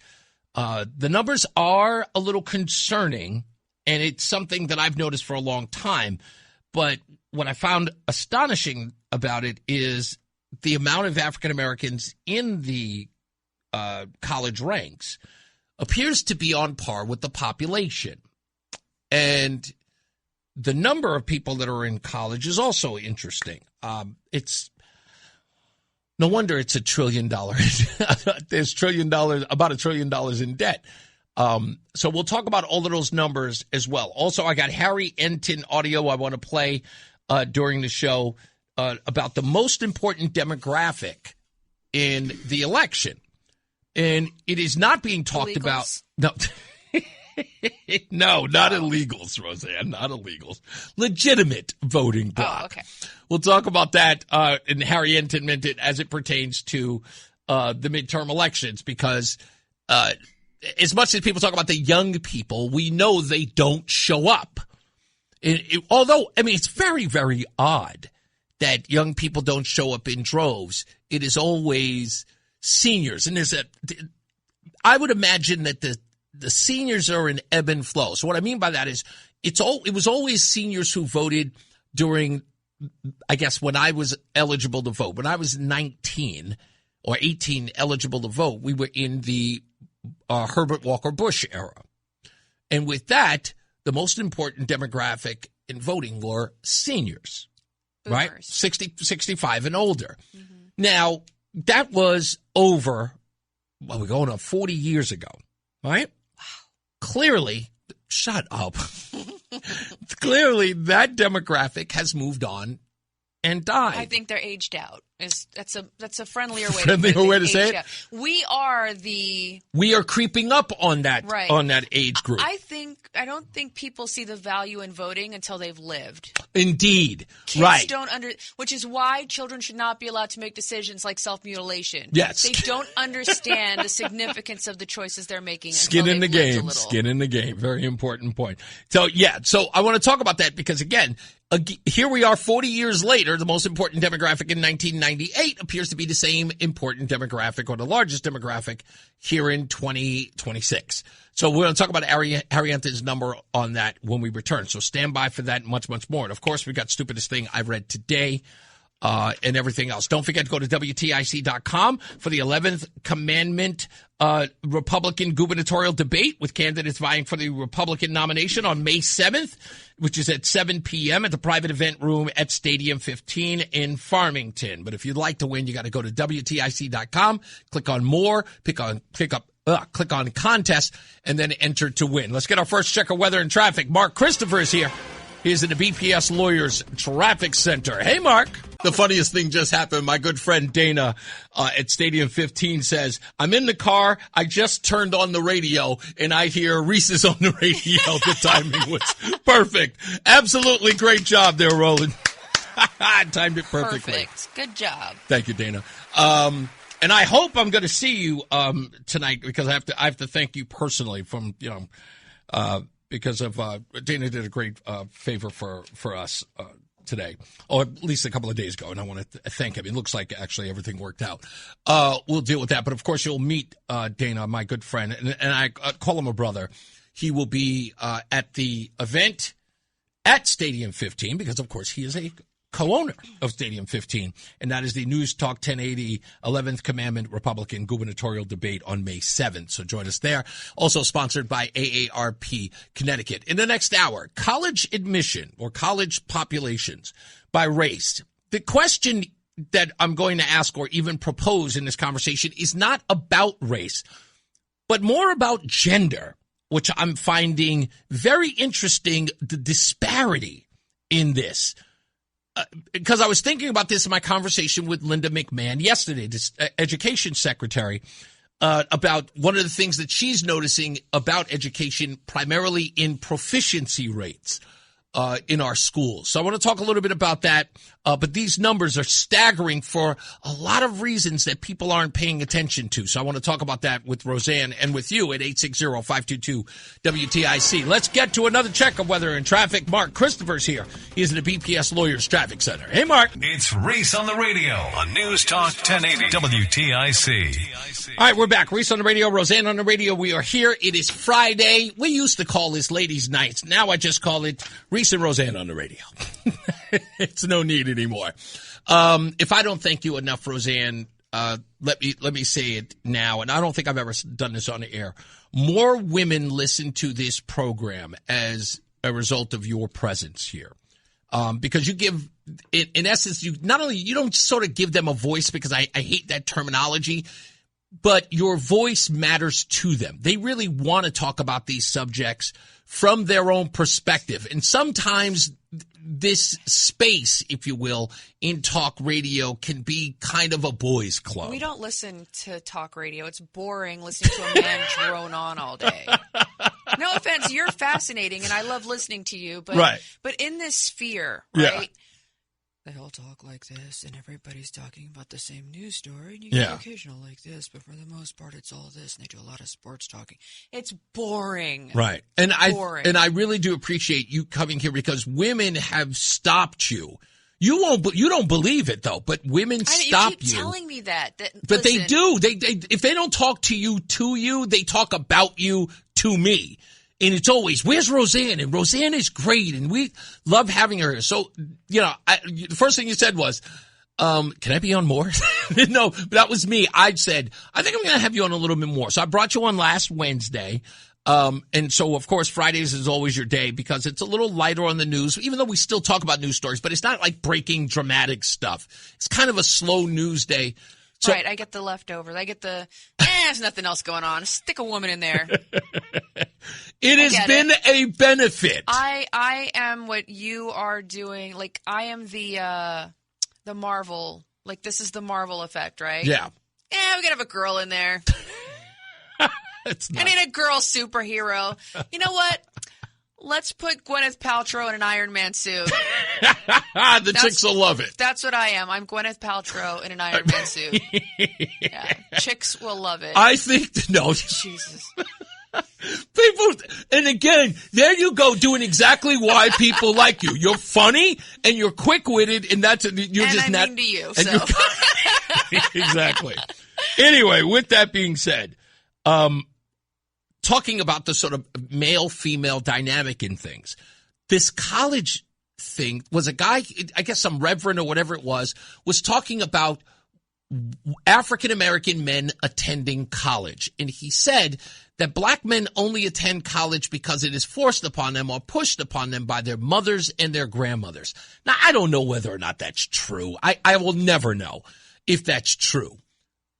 I believe that college is one of those things where if you like education, no matter who you are, you want to advance in education. I think that supersedes color, right? Or ethnicity or culture, whatever it is. I think that college is associated with knowledge. It just is. And it's either in you or it isn't. But when you look at the numbers, folks, we have 350 million people in the country. Currently sitting in college is 19.04 million people. But the breakdown is important, not because of race, but because of gender. Mm-hmm. That's the interesting part.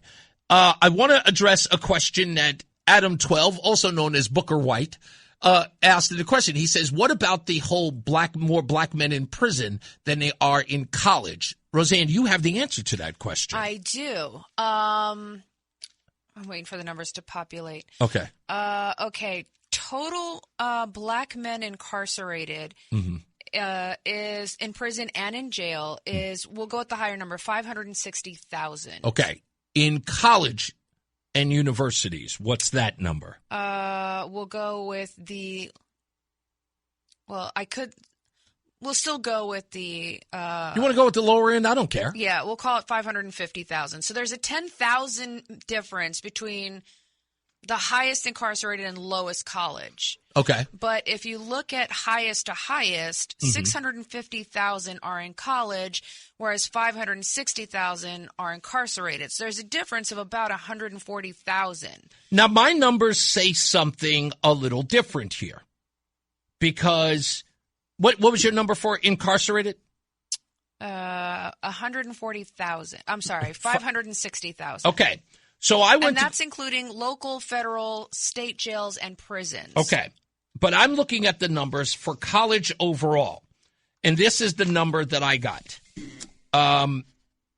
Black and Hispanic numbers are what you'd expect in a population. But this was HBCUs, which I thought was interesting. Black males at HBCUs is 76,500. That's in HBCUs. The numbers for the breakdown of all males in college is another number altogether. And I think I broke that down, or at least I hope to. Okay. Sorry, no, that's HBCUs again. Here we go. All colleges nationwide. Black males make up 4.6% of all college students. The number, 870,200. That would mean that there were more black males in college than they are in prison. Yes. Okay? That's fair to say. So any civil rightser or one of these rabble-rousers, they can kill that noise with the nonsense of there are more black men in jail than there are in college. That's over. Okay? Dispel that rumor. But this other number is what I find concerning. And I started this off with the HBCUs just because we know what the graduation rates are in HBCUs. 38% of all students at HBCU graduate. Only 38%. The highest percentile are in places like Howard and what's the other state? What's the black school? FAMU? No, begins with an S. Why am I forgetting? The Cosby Show used to talk about that school all the time. It's not Stanford. There's another name for it. Somebody will say it in the chat room. I can't, for goodness of all graces. I'm sorry. HBCUs were not a thing for but me I know, until my daughter wanted but to go to Howard has the largest number of graduates per that college. I think in that number, it goes anywhere in upwards of 46 to 56% at that school. But anyway. But overall, in every HBCU, and the HBCU total students population is 289,000.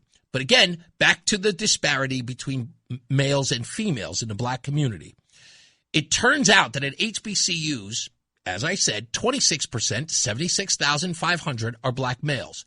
Black females in HBCUs are 142,000. So we're looking at almost more or double the amount of black males in school. So I said to myself, let me look up some other numbers. Forget about that. Maybe it's just HBCUs. Let's look at the number overall in every college. And upon looking at those numbers, again, black males, 870,200 in all of college. Black females, 1.542 million. 1.542 million. Almost double again. So then I wanted to look at the number as it pertains to, and by the way, overall, that's 2.41 million for blacks in college. What percentage does that make? 12.7 of all college participants. What's the population of black folks in the country? 40 million. 48 million. Percentage. Oh, the percentage? About 13 to 14%. So it's about... It's about the same. Okay. Yeah, it's about the same. Just a little bit lower, but only a percentile, a percentage point is not horrible. Now, I said, or you said to me, Roseanne, What about Hispanics? Because you wanted to know that number as a Latina female who has gone to college. Hispanic males, 1.6 million currently in colleges and universities. That is double the amount. Sorry? That's twice. Yeah, that is twice the number for African Americans. Sorry, and excuse that's me. still more than black women. Yes, even. 870,000 black males in all of college. For Hispanic males, 1.620 million, 8.5% of all college participants. But again, women are up 2.374 million. Again, the disparity is more women in college in that breakdown. So I went to go look up, okay, well, obviously we have to look up white participation rate inside colleges. And that number, of course, as you would guess, is bigger. 9.215 million whites are in schools. You actually looked up the number of the breakdown between whites, male and female in the white community, and you found something that is on par with Hispanics and blacks when it comes to gender. And that was, do you remember the number that you found? I don't stand by. But I think it was somewhere around 52% female, something on the edges of maybe 47, maybe 46. Is that the number you got? Okay, so try to go back a little bit. Okay. White men, 21.18% of white men attend post-secondary, and 28.4% of white women attend post-secondary. Okay, so still the disparity is more women go to college than men. Right, but 49.58% of white students go on to college. Right. Versus, I don't remember what the number was for black students, but it was, here it is, 13 to 14%. Yeah. So to break down as it relates to race, which again, this makes sense. 51.1%, that turns out to be 9.215 million for whites. Hispanics, 22.2%, which accounts for 3.995 million. African Americans, 13.4%. That is on par with the actual population. That is 2.412 million. Asians come in at 7.9. That is 1.419 million. Two or more races are down all the way to 4.5%. Yeah. And American Indian and Alaskan Native 0.7. Yeah, just about a 0.5%. Yeah. And so the thing that I wanted to talk about in this, and I want your opinion and many others, why do you believe, or why do you think that more women are in college than there are men? And do you think it is a cultural thing between men and women when it comes to college or higher education? Because we're looking at numbers, with the exception of the white population, at least with Hispanics and blacks, we're looking at almost half of, the difference. So I'm asking Grok. You love Grok. I do. It's my best friend. Hello. So between 1900 and 1930, it was pretty even. Men and women went to college. Now, right. A lot of people don't realize this because women have been sold this lie that we've never been educated. Yeah, very good point. But prior to, sadly, the civil rights movement and the women's suffrage movement, women were going to college on par, the same level or just about the same level as men. Women were educated, right? Okay. 1947, so we're looking at post-World War II. Yep. Men started going to college more. Now, in my thought process and understanding history, at this time, women had stayed home. They were taking care of the factories and doing all the labor jobs that men weren't around to do, right? Mm-hmm. Men came home, boom, what do they call them? Baby boomers. Right. They're called boomers, right? Boomers now had to stay home. We were in the factories working. Husbands came home. Now we got babies. We're at home taking care of our babies. Mm-hmm. So that makes sense. Now in 1970, it was still a male majority, but again, we're still raising boomers in 1970. Mm-hmm. Like they're starting to go off to college and things like that, but that was kind of the later end of boomers. 1980 is when women came back to reaching what they call parity, which means on par with. Yeah. So this is the movement of getting women into colleges. After burning bras, this is birth control. This is all of these things are starting to happen for women. We're demanding, more. Exactly. This is the women. This is like the at this point culmination of the female. The women's movement. Right. It really, really takes like a power surge at this point. But you didn't let me finish. I'm sorry. In 1980, it became on parity, but it also was the beginning of a female majority attending college. Right. For me, what I think is now 70 to 80, birth control, women going to college, women getting jobs, things like that. Dual income households. What else did we see an increase in? Divorce rates. Interesting. So now women have no choice but to enter the workforce. In order to get these better jobs, women now have to go to college. So I would guess somewhere between 1970 and 1980 is where you started having moms teaching their daughters, hey, listen, you can't trust these scummy men. You need to go to college and take care of yourself. Right. And I think that's kind of where that began. So we're starting to see 50 to 52% of women were in college, whereas 48 to 50% of men went to college. Not a huge disparity, but there was a little bit. And then, of course, in 1990 is where the feminine number starts to grow. So we go from 1980, where it's 48 to 50% of men. In 1990, it's only 46% of men. So the slow decline of attendance. It was a very slow decline. And now you got to start looking at all of the other things that are playing a part in this. Women are being forced into, I don't need no man, I don't need no scrubs, right? and that's kind of where we start to see women are building more and more on their independence. I don't want to so much as counter this, but I want to address this in the next break. And plus, we'll take some phone calls if you wish to opine about this. But you're right on the part. Not Hillman College. It's you'll ask. That was one they talked about. That was one they talked about. Hillman is a fake school. It was that show, A Different World. Yes, that's their school. That's where she went. Spellman. That's the one I'm thinking of. Thank you. Woo. Let's get a check of traffic and weather. Mark Christopher's here. He's in the BPS Lawyers Traffic Center. Hey, Mark. Stay locked in. Reese on the radio is on WTIC News Talk 1080. I didn't realize it was that time already. We got to do the stupidest thing I read today. Wow.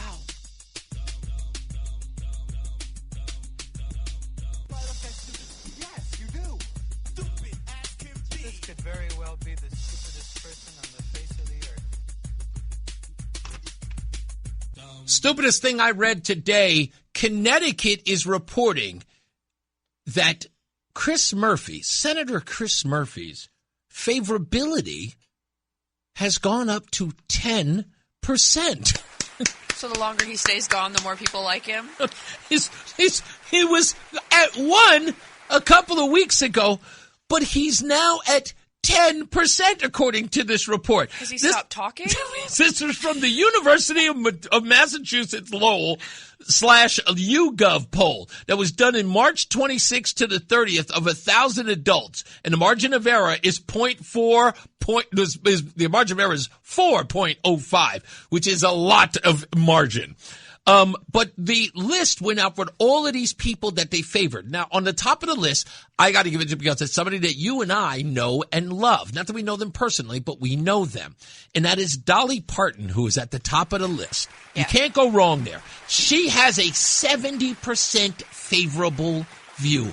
Only 5% unfavorable, with 19% of no opinion. Those are children. 6%, 50%, that's good. 36% unfavorable. 14% still holds a strong Dem loyalty, but they don't say who does it, who's never heard of them.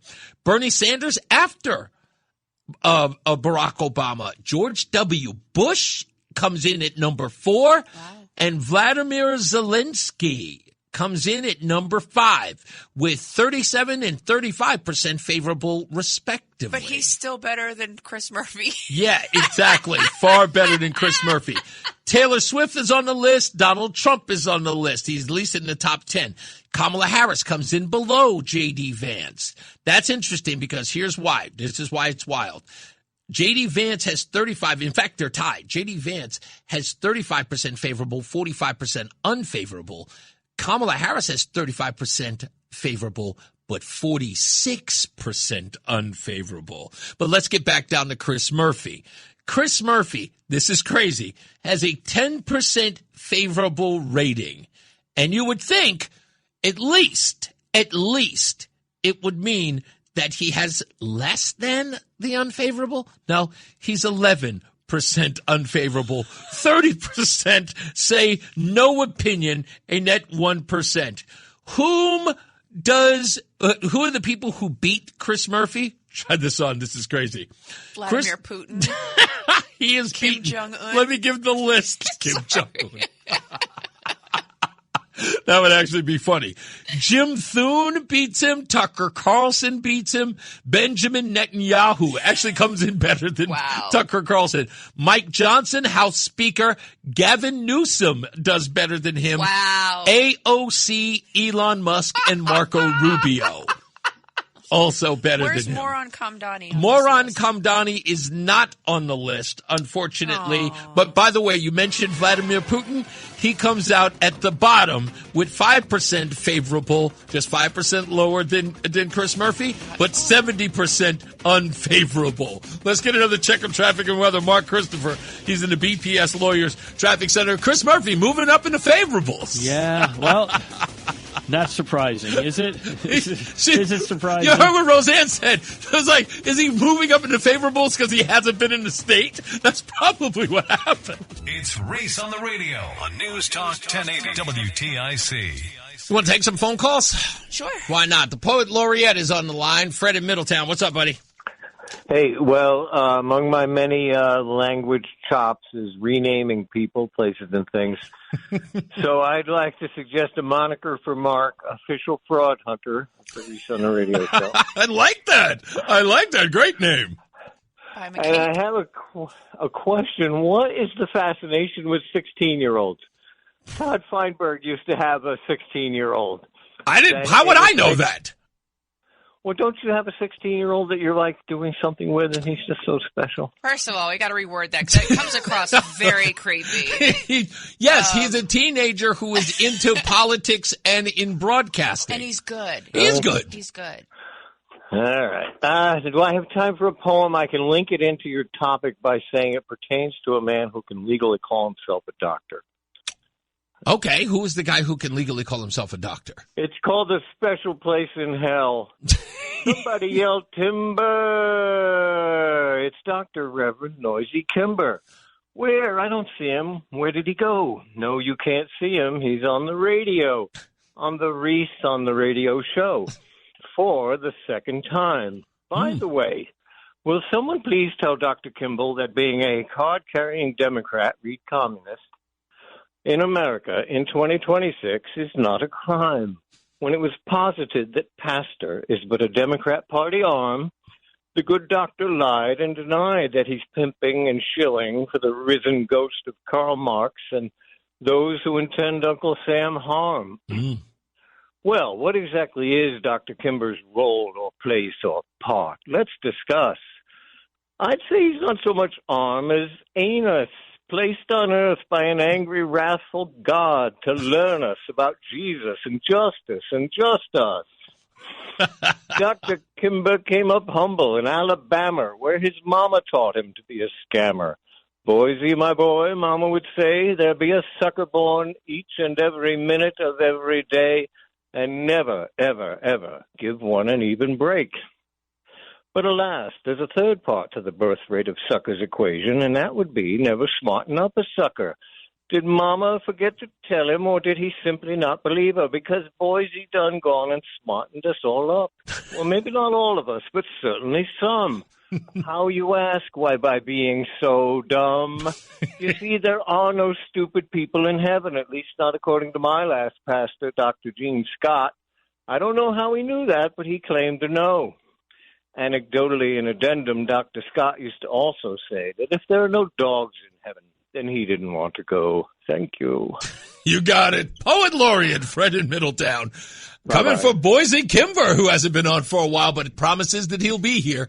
We'll see if we can get him back. Let's go to Christine in Wellington. Christine called a couple of days ago, and I know you wanted to talk a little bit about this back and forth between the Pope and Donald Trump. Please. Oh my gosh, I can't believe you know that. Yes, I did watch it because I think this is very important. I tried yesterday, but you were busy. Yes, ma'am. So I just want to say that I was raised in the Catholic religion. Religion is a key word here, okay? Mm-hmm. And when I read the Bible, right away I knew this is not correct because I'm going to read you something. The last paragraph in Revelation, John is on the island of Patmos, and it says, this is a warning. For I testify to everyone who hears the words of the prophecy of this book. If anyone adds to these things, God will add to him the plagues that are written in this book. And if anyone takes away from the words of the book of this prophecy, God shall take away his part from the book of life, from the holy city, and from the things which are written in this book. That to me says, right there, you don't add or take away. Yes. So these religions, and it's religion, and it was interesting when the Pope said Trump's manipulating religion. Yes, because religion is bondage. Christ is freedom. I just want to encourage people to seek a church that is just following the Bible, because throughout the Bible, in Catholicism, they have added, they have taken away. They say pray to Mary. They say you go to a priest. They want to put a middleman in there, and Jesus wants a personal relationship where you don't even have to step a foot into church to have that. Right. And when he was saying about also there's a scripture says the Ecclesiastes. Mm-hmm. There's a time to hate, a time to love. There's a time for peace and a time for war. That's right. So the Pope just picks and chooses. But I really am glad he's doing this because he is revealing the hypocrisy of himself and this Catholic following. Because that's what I'm saying. A warning. You do not add, you do not take away. So I just want to encourage. Go ahead. I'm sorry. Can I just say that, the Pope is interjecting himself into American policy. That's right. He's trying to make religion the basis or the Catholic entity, the basis behind which our government behaves. Right. How's that any different from Islam? Good point. Because Islam is a religion, right, according to clerics. So, once we start bowing down to what religious people think ought to be done, what ought not be done, and we're allowing religion to censor us, how long until we're all wearing hijabs? Let me play the audio because Christine is responding to this as I brought it up yesterday. This was the Pope in Cameroon, my brother's favorite place to pronounce, speaking to them and taking the first part of what Jesus said and then adding something that isn't even in the Bible. Is this it here? There it is. Jesus told us, blessed are the peacemakers, but woe to those who manipulate religion in the very name of God for their own military, economic, or political gain. Which is exactly what he did, Christine, no? Yes, and the other thing too is that, so that's what I really want to get across to young people, because there was an article in the Times today how young men are seeking out God more now, which is great. But please, don't go into a religion. Get yourself a Bible. That's what God wants you to read every single day. And Catholics, they don't have their Bible under their arm as they go in. They listen to somebody programming them, and it's like any of these religions. Religion is bondage. Christ is freedom. And when they say he's holy, there is no one righteous, no, not one. He is not holy. There is no man that is holy besides Christ. Which was totally my point yesterday. Thank you, Christine. I appreciate you. Thank you. Bye, guys. You got it.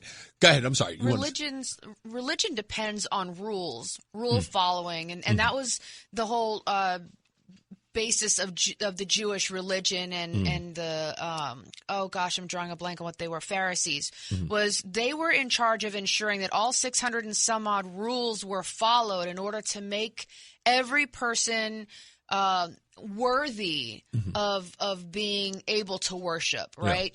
Jesus Christ came and died on the cross for our sins. Jesus Christ is the new covenant. He is the New Testament. Jesus' blood is the thing that now prevents us from being required to behave with all these laws. Mm-hmm. So this need to do what the Bible says, I get it. There's a lot of great information in the Bible. It's really a great a foundation, a format. And if you're really wanting to live a good life, a stress-free, happier life, you will follow what the Bible tells you. However, there's nothing in the Bible that requires you to pray to a certain people or to a certain deity for this or a deity for that. And there's nobody saying that your government has to behave in a certain way. And I'd like to remind people that this country, there are colonized, gosh, that's the wrong word. What are the people that first came here? The Pilgrims. I can talk. The Pilgrims first came here seeking freedom from religious persecution. What church were they fleeing? The Church of England, which had separated itself from Rome. Mm-hmm. Okay. Well, everybody's leaving Rome, so why is Rome now trying to come over here and tell us how to behave? Stay over there, Pope. Let's go to Francis, who's calling from Plainville. Hello, Francis. How are you? Hey, Reese. Going back, getting away from the Pope and going back to your brief discussion on men and women going to college. Yeah. Having been a professor and a dean and semi-retired now, and having written a couple of really obscure encyclopedia pieces on colleges. Okay. I've got a kind of the history. If you're looking at the 1900 through to the Depression, mm-hmm. a lot of the women going to college were going to women's colleges, and right. they were often connected to a male institution. Vassar, Columbia is the classic. Smith, Amherst, just up the road, 91. So there was basically a lot of the women were essentially going to college to be educated, but then marry someone from the major sort of like the partnering school. There was sort of a I don't want to call it sort of an arrangement, if you will, but that's kind of what it was like, right? It was because they were close. What do you call it? In the vicinity. A dating pool. Yes, there you go. The vicinity was there. You got the male school, the female school. Like this is your dating pool basically. They're in vicinity. Proximity allows for those things to happen. So go ahead. I'm listening. Absolutely. And then when we get to after World War II, we got a massive expansion in education, specifically in what we call STEM today. And a lot of areas that men worked in where they would apprentice, for example, architecture or the law, they're now getting degrees in. So you see this massive expansion of degrees at colleges for fields that previously you apprenticed in and you didn't get necessarily a degree, and also the massive expansion in terms of STEM in this country requiring degrees. So that's kind of where you get this more men going to college and not as many women because they're not following the same field areas as the men. Okay. And then we get the push because the numbers become so skewed. We need women, and we have the women's movement. Can't depend on the guy. Got to be educated. Can't just be a housewife. Need to have backup plan. But also in terms of policy, pushing more women to go into STEM specifically. Okay. That started kind of on my generation. I'm in my 60s now. Right. So we got the numbers. But the problem with that push was everything was focused on the girls in the classroom and became more so as we went into the 90s and 2000s. Right. Because the guys got left behind.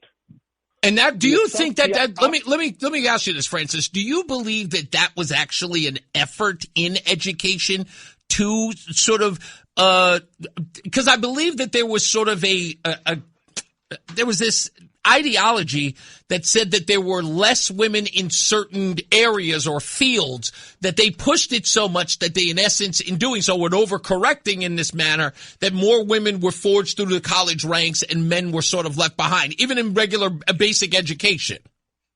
I agree with that. I don't think it was planned. I think it was just we're focusing on this and we're forgetting about the guys. And the assumption was, well, the guys have always done it, right, so this generation will do it too. Well, no, they were the prior generations had been pushed. You stop pushing, the guys are going, I can be a goof off. Right. I mean, it's basic parenting. You know, my parents weren't my friends. My parents were prepare me for life, crack the whip, make sure I do get the rewards, you know, carrot and the stick, if you will. Yeah. But make sure that I did what I needed to do. Do you believe that there was any? Do you believe, Francis, there was any natural cultural shift in that demographic? In other words, that men took on a particular mindset of as far as work was concerned. Because I remember at some particular area, as Roseanne was talking about, around the 70s and 80s, I remember that there were more men leaving school, especially in African-American communities. They had left school as early as junior high, if not grade school, and started working because it was kind of cultural. Not cultural. It was an important role for men to get out into the workforce as early as possible. Education, you know, becoming lawyers and doctors and all that stuff was sort of thrown by the side. You need to start working now. Well, I think that had always been, but we dropped the continuing. It's, they're already working, they're fine. Right. Instead of keep improving, keep continuing. And, I mean, if you go back to what founders, Ben Franklin always said, if you let the poor be comfortable in their poverty, they'll never work to get out. Yeah, that's true. In a lot of ways, you got a kid who, you're comfortable in the job you have coming right out of high school. You're not going to necessarily work hard to think about the job you want to have at 40.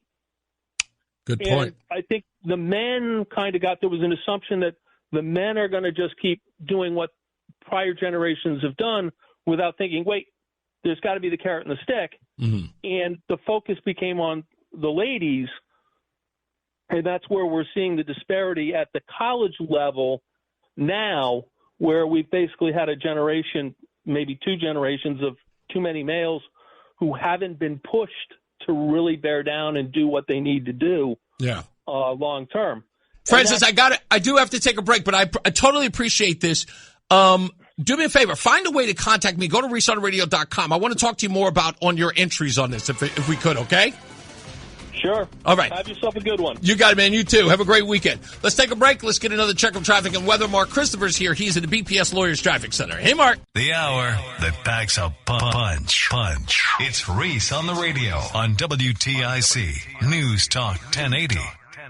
This day's going by too fast. I know, it's crazy. Is it wild? Yeah. Well, Fridays always do, but doesn't. You and I are sitting here 4 days in a car, and it went pretty quickly, except, you know, when I had to use the bathroom or something. But News. Today in music news, Victoria Beckham turns 52. If you could consider her a music star, you know, she's the Spice Girl. One of the Spice Girls. You mean she's a football player's wife? Yes, exactly. Yeah. But she's in here. One of my favorite people, Redman, turns 56 today. He had a great album in 2024 called Muddy Waters 2. I still love that. Liz Phair turns 59. Did you know her? That Liz Phair? Were you familiar with her at all? She was kind of like, you know, that whole, you know, Lilith Fair kind of. Never mind. All right. And Maynard James Keenan turns 62. He is the Tool in a Perfect Circle frontman. People who like the group Tool, you're not going to know who they are. I know who Tool is. You do? Yeah. Oh, yeah. Okay. That's interesting. Anyway, album chart anniversaries are included with Pink Floyd. 32 years ago, The Division Bell starts a 4-week run on the number one chart in the UK. Sorry, the albums chart in the UK. 37 years ago, the Pixies, Doolittle, released in 1989. 53 years ago, the Eagles, Desperado, released in 1973. That's a good album. Paul McCartney released McCartney in 1970. And 62 years ago, the Rolling Stones' self-titled debut album, released in the UK in 1964. That's right. And that's your music news. Mark Christopher is in the BPS Lawyers Traffic Center. I'm going to take a wild guess here, Mark Christopher. Not a Pixies or Tool fan. No. I'm Tom O'Hanlon, and you're listening to Reese on the radio on WTIC News Talk 1080. He did that on purpose. I miss Tom. We should give him a shout out soon enough. So we were talking behind the scenes about this, this college thing, and people were calling in. Roseanne, are you still working on these numbers, or do you? No, I'm on Instagram now. I'm just waiting for my turn to talk. I don't really care what else is going on. What do you need me to look at? Nothing. I got it pulled up. You're what do you so need? typical. Listen, I'm just being honest. You want me to lie to you? I will lie to the audience. I'm sitting here and I am captivated. I'm hanging on every word you say. I'm just, wow. Is that better? You're a mess. I know. I am sorry. You're just a mess. We'll take phone calls in a minute. Yesterday we were supposed to have Mark in West Hartford ended up filling in for the corrections ombudsman Devon Ward, who was supposed to be in yesterday, and he couldn't make it because there was an alleged suicide at the New Haven Correctional Facility. And I haven't read any details on it. I didn't touch on it or anything like that, but why is it so depressing to be incarcerated in Connecticut? Why are people killing themselves? This particular, in droves? like I said, I don't know the details. Adam 12 was telling me a little bit about it, but this, according to the reports, it may indeed be a suicide, but that's still an issue because even if you have a correctional facility that there are, let's say 15 to 20% of those who are incarcerated are going to commit suicide. This place is supposed to be the last place where that's supposed to happen. As sort of like gang attacks and things like that, or, somebody getting beat to death. But there appears to be this issue. And what happens is, and I hate to put this on correction officers, if you're listening, you're going to be mad about it, but you guys know it to be true, that there are some people who are not doing what they're supposed to do, especially on overnight shifts. That's how we got Jeffrey Epstein's death and the mystery thereafter. Because, we find out that people weren't doing their jobs. There was not a regular check of his cell. And you have to ask yourself, what is the reform what can you do to reform that kind of behavior in the overnight shift? And this is the thing I always say is the problem. You have to talk to the people who do the job, and you have to give them an opportunity to be honest. See, I would talk to somebody who does the overnight shift in a correctional facility, and what is your biggest issue? Why do people fall asleep? Why do people drop the ball? Go ahead. We have a friend in Virginia who is a corrections officer. Oh, that's right. I don't want to say his name because he's very protective. Yeah, he's very protective of it. But I mean, just in Prince William County, I don't recall ever hearing about. You don't hear stories. That's true. That's true. And we know him. Mm-hmm. And the job that he does. I mean, we had a friend, one of our employees that came out of Prince William County and came to stay with us. But we had two, by the way. We had two. Yeah. Two employees. One went in and the other one went to the hospital. We're not talking about the one that went to the hospital. Right. But he took his job very seriously. I mean, we talked often, and he actually wanted me to try to be a corrections officer. And I was like, I would be locked up because I'm not nice, right? Like, you don't like the way I said it? Bam, your fingers are smushed with the flashlight between the bar. Like, that would be me. I'm the bad cop. Really? I don't listen. I have very low tolerance for disrespect and rudeness from other people, not from me. Probably not the best fit for you. No, definitely not. But he talked about it so often that it seemed like. Not like it's a pleasant place to be. It's not like, the Four Seasons not supposed to be. Or a spa, but it seemed like a very organized, orderly place to be. I mean, there were some issues with the heating and air conditioning, things like that, and then, of course, COVID.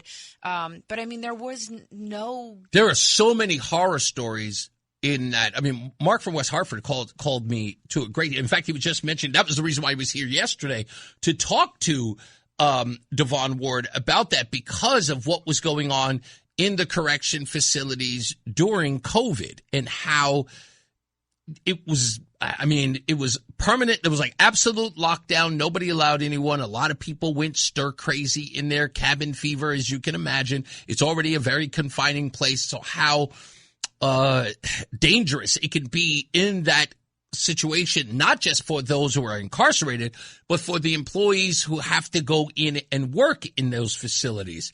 That tension is at a fever pitch because of the restrictions that are now bearing down on the person that's there. Tight restrictions and made them tighter. More, yeah, right. exactly. Yeah. Having to, get a wellness check every second with thermometers and all that other stuff and limited movement. But I know, and they had to wear masks in jail. Like, they've all been there this whole time, and now you're making them I have my own idea on how they could have fixed that. But, I mean, it was atrocious. Yeah. And then, of course, there was the mass release. That was also, I criminals. totally forgot about that. Oh, I didn't. Yeah, that was another incredible. So, but still, going back to comparing, I'm looking at this from 2024. There were 5 deaths by suicide is how it's being reported by the Department of Corrections.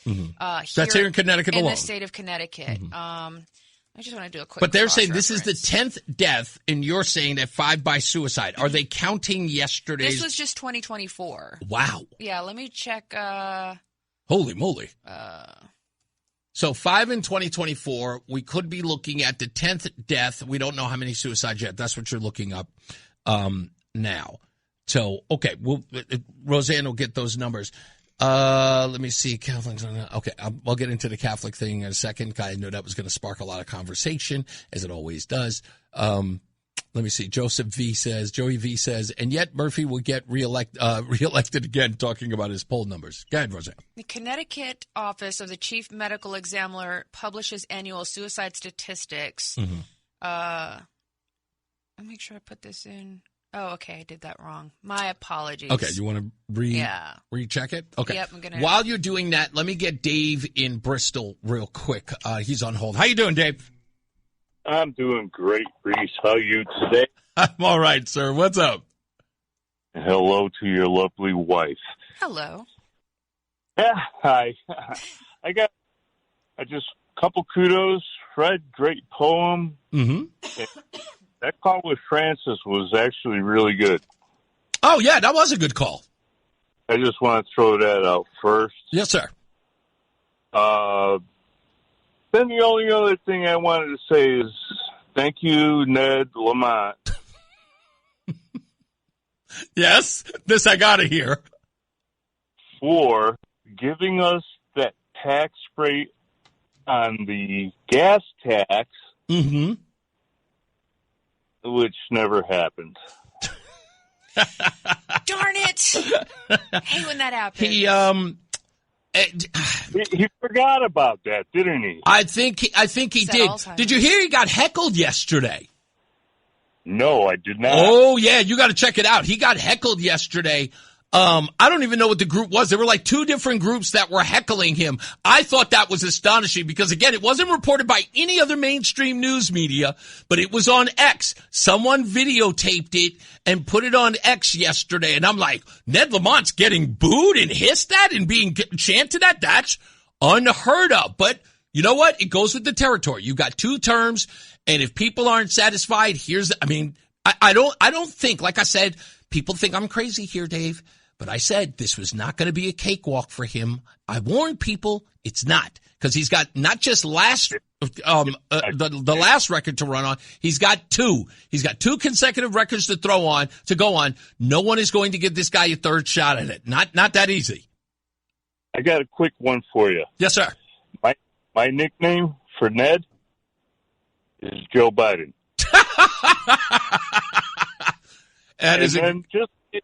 If you could pass it on to Roland, I got a bowling question for him, but he always puts me right through, which I appreciate. Okay. But I'd like to talk to him too. Okay. What's the bowling question? Well, you wouldn't know, would you? He's listening. He's listening. So I need to get back to my wife. You know what? Let me put you on hold so I can finish this thing up. You can ask him yourself. Right. You got it. Anyway. Okay, you wanted to...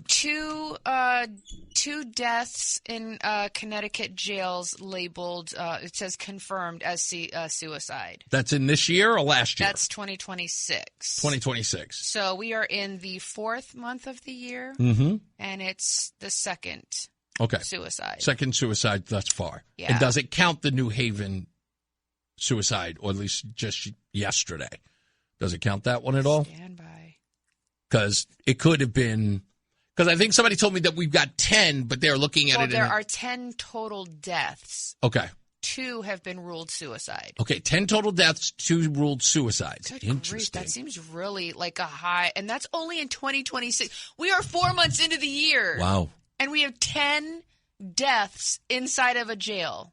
Yeah. I mean, that's the reason why we've been paying attention to it and why it's been getting so much press. That is 2 something. Yeah, per month. Every month. Yeah. Yeah, I mean, this guy's got his hands full. And as Mark said, because he wanted to address him on that, it's like it was so long before the governor had appointed an ombudsman. And Devon's got a lot of makeup, pickup to do or makeup to do in everything that's wrong inside those facilities. So I don't wish it on him, but good luck. I know if there's anything I can give him. Anyway, we'll take a break. We'll come back. We'll take your phone calls, of course, when we return. Also, we will remind you that you can go online now and get an opportunity to join us at our 11th Commandment Republican gubernatorial debate at the Stadium 15 in the event hall on May 7th. We'll tell you all about that as well. So go to WTIC.com if you can't wait for us to talk about it as well. Also, I got a minute. What did you find? Connecticut is averaging 10 deaths in jail in 2024. The national average is 13.7. Wow, that's high. So the national average? And that was in 2024. So the national average was 10. The national average 13. is 13.7, and Connecticut is averaging 10. Wow. So I'm assuming it's pretty high on the list. Yeah, Listen, if you are a criminal in Connecticut, stop it. Yeah.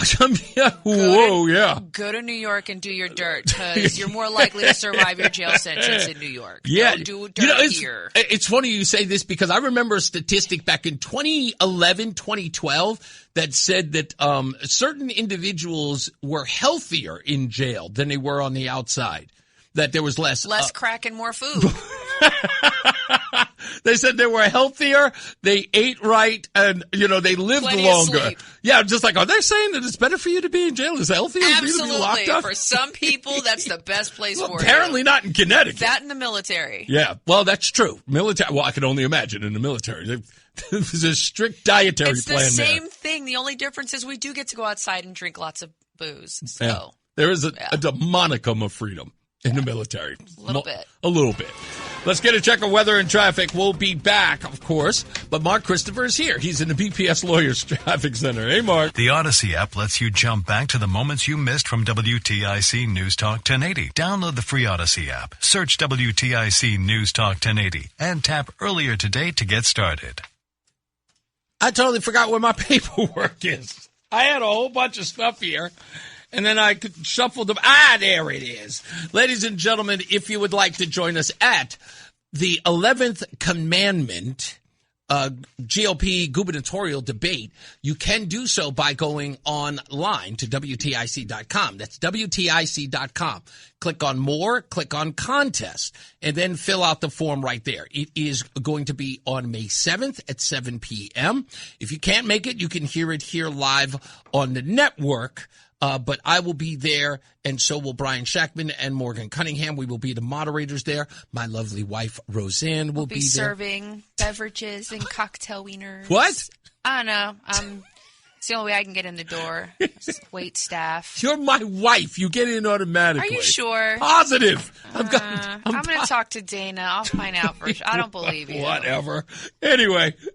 Kind of working for tips here. I got to earn my keep somehow. I don't get paid to do this. It is brought to you by AARP Connecticut. And my good humor.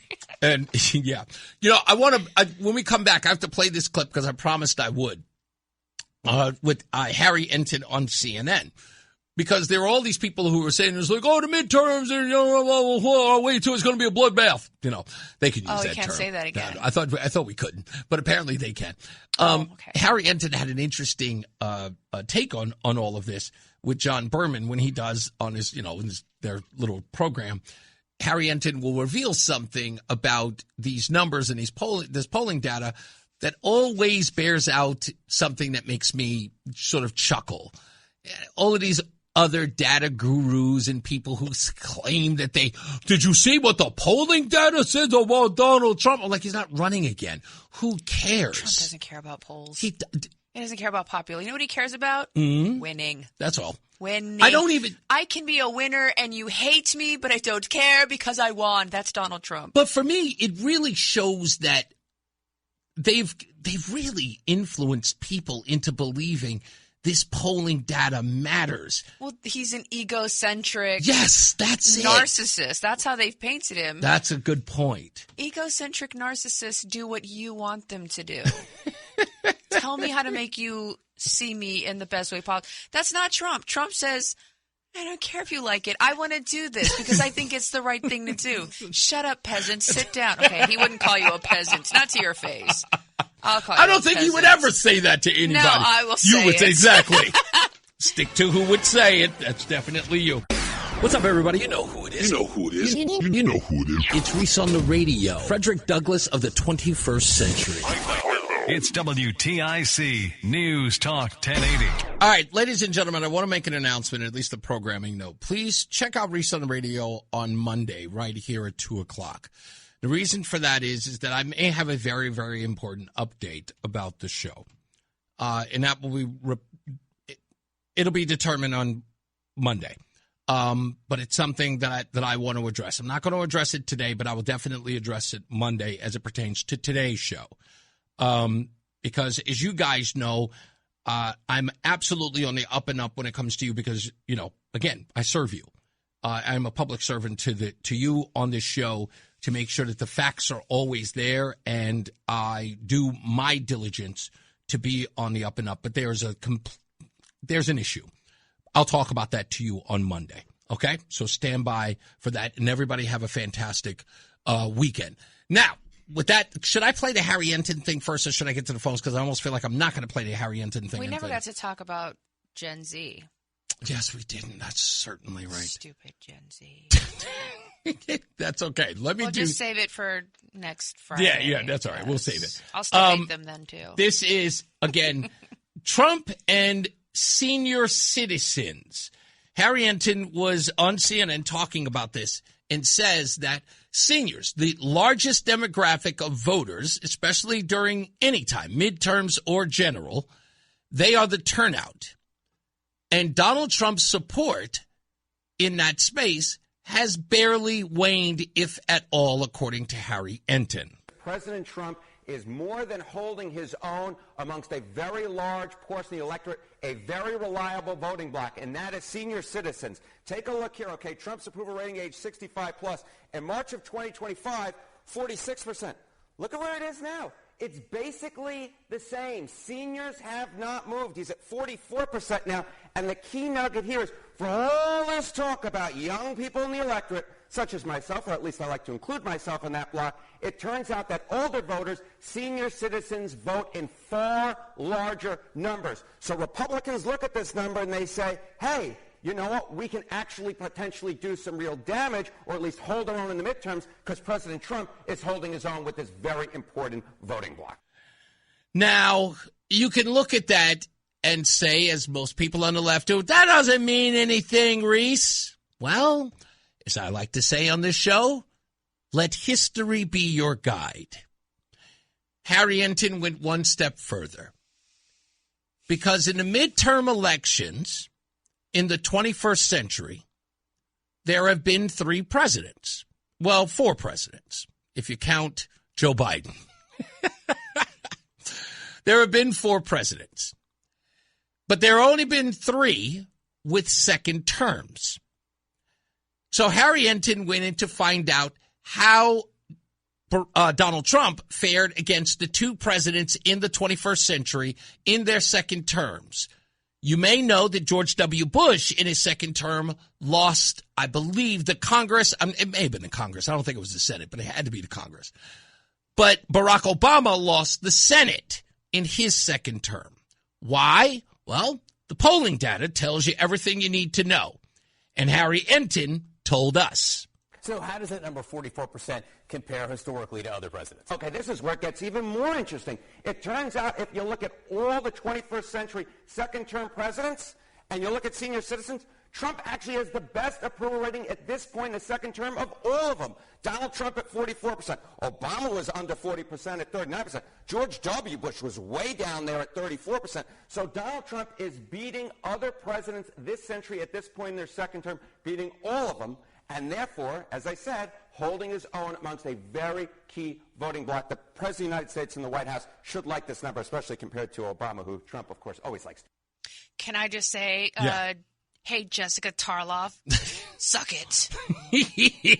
Well, the polls say, actually, when you go to the polls, this is the polls, Jessica Tarlov, so, on the 5. Yeah, and again, remember, as what's her name, Barbara Walters liked to call, Barack Obama the Messiah, the fact that Donald Trump is polling better at that time than Barack Obama, again, the anointed one, it's worth repeating that Donald Trump is an anomaly. It just is. And I think it's always going to be the comparison from the left and the right. It's kind of like what else do you do? But anyway, that's the way it goes. Let's get to the phones before we get out of here. White Mike is on the line. What's up, buddy? Happy weekend to you. Hey, same to both of you. Hey, I'm going to go a little different direction here. Yep. I want to talk to you real quick about 2 raging drug addiction epidemics that nobody talks about. Okay. So first one's really interesting. Everybody knows what tramadol is, right? Yes. I do not. What the heck is that? So tramadol is a pain reliever that was created to have all the benefits of opiates and none of the addiction. Ooh, okay. And it turns out that it only really works effectively on about a third of the people that take it. Oh, you mean when you say working on a third of the people who don't get addicted? No, it's who take it in general. It's steroids. It's like ibuprofen on steroids. It's really strong. Okay. Anti-inflammatory, but it doesn't cause.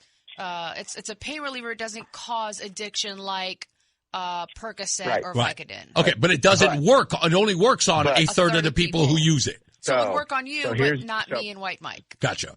So here's the deal. On a third of the people, it doesn't work at all. A third of the people, it works like it's supposed to.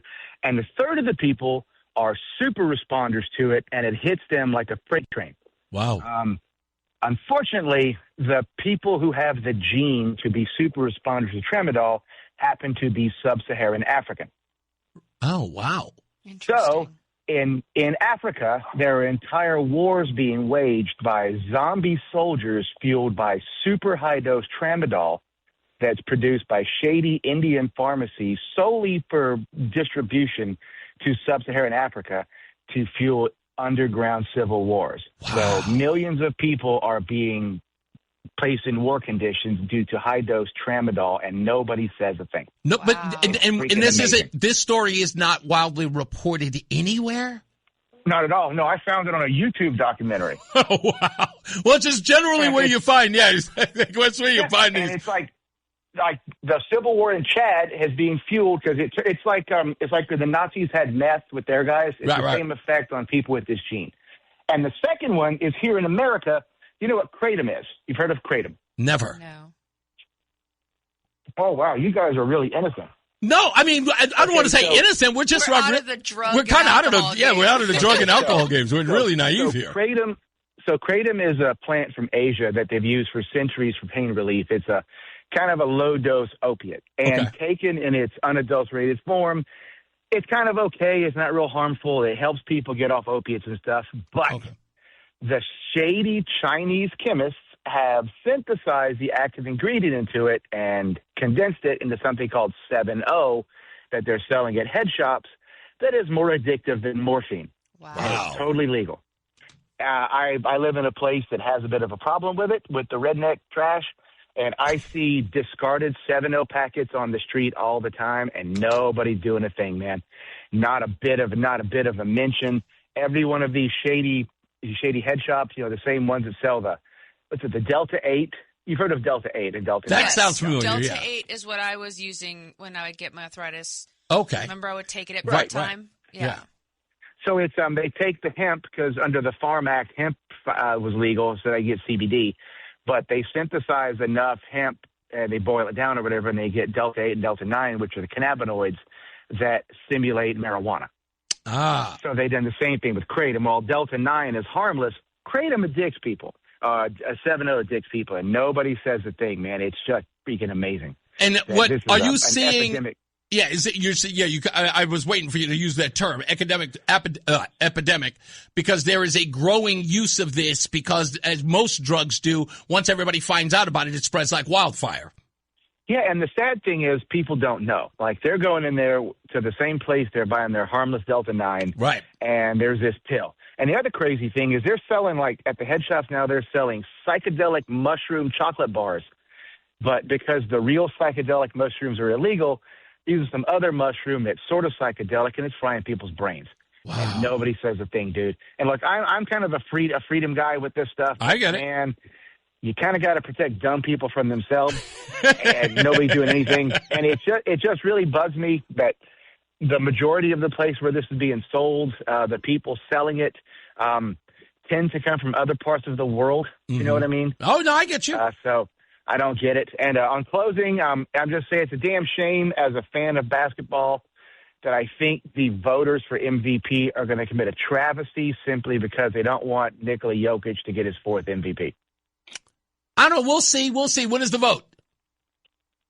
The polls are out, and they're saying that SGA is number 1 and Wemby's number 2.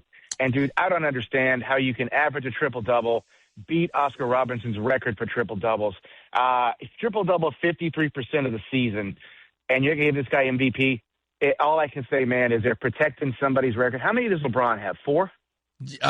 I think so. Yeah, yep, he's got 4. So I think that the voters are so in love with the myth of the great LeBron and, of course, Jordan, that they're never going to allow anybody to get more than 3. That's a likelihood. White Mike, as always, sir. Nuggets stomp the Timberwolves tomorrow because Jokic is going to be mad. I think Jokic is going to get 40. It's going to be 40-20, and 18 for Jokic tomorrow. We'll see. Thank you, buddy. As always, have a good weekend. Have a good weekend. Let's take Sam in Waterbury. Is that Sam the man? Sam? Hello? Is that not Sam? Oh, no. Actually, I did something weird here. Reese? There he is. Hey, Sam, what's up? Sam. Hey, how you guys doing? Pretty good. What's up? This is not Sam the man. This is just Sam in Waterbury. Yep. Hey, how are you? I got 2 history things for you. Yeah. You were talking to TJ earlier. Yeah. I think TJ can bring you some receipts on something that happened in Waterbury. Okay. About 15 years ago, the Board of Ed was taken over. The city was taken over by the state of Connecticut because the city wasn't making its payments for retirees. Uh-huh. It wasn't funding the retirement package. When we finally got the city back from the state, within about a year later, come to find out, the state wasn't taking care of the teachers' pensions either. Wow. And so, I mean, I think TJ can bring you receipts on that. Okay. I'll definitely tell him to look it up. Cool. And for Roseanne. Yes, sir. You're a history buff. Love it. Okay. Connecticut is rich with history. We have a state militia. It is the only militia in the entire country that has been active since 1775. That's awesome. Sorry. and has not been disbanded and reorganized. Oh my gosh. Only one in the country. Really? And Saturday the 25th in Wallingford, they're doing a reenactment of a historical event that happened back in 1775. You're taking me. Yes, that sounds like I am. So excited by this. Yeah. It used to be held in New Haven all the time on the green. For some reason, they switched it to safety, maybe. I don't know. Can you send the information to Reese? Yeah, to ReeseOnTheRadio.com. Can you send it? I can try. Okay. Awesome. All right. I'm not a really big tech person. That's okay. You know what? But, I will go back to this time roughly at about 5:55, and I'll check. I'll just go back to your to this part of the show, and then I'll just jot everything down. I'll get the information. Okay. All right. Thank you. Thank so you, buddy. much. I appreciate it. You have a wonderful weekend. You too. Have a wonderful weekend. Thank you, buddy. Bye. All right. I guess there's only one thing that we can do. Now, what have we learned? What have we learned? What have we learned from this little fable? So what have we learned if nothing else, children? So what have we learned, huh? So what have we learned from that? So what have we learned here today? What have we learned so far? Roseanne, what have you learned today? I learned that, wow, drugs are bad. Okay. Okay. I'm actually looking up this Kratom 770. This is crazy stuff. Let's see, what else did I learn? Ned Lamont has Alzheimer's. We don't know that for certain. Somebody believes that he does. Oh, well, the look on his face is reminiscent. Like, he looks like Joe Biden. So the gentleman that call him Joe Biden, I mean, it's a very similar waxen, absent, sort of slack-jawed appearance to both. I have video of it at the Willie Tong deal. Yes.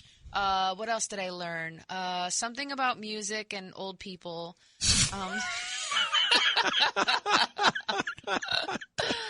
Thank you. Let's see. Erin was on, so I learned that. Okay. That's it? I don't know. There's a lot of other stuff. Black people go to college more than they go to prison.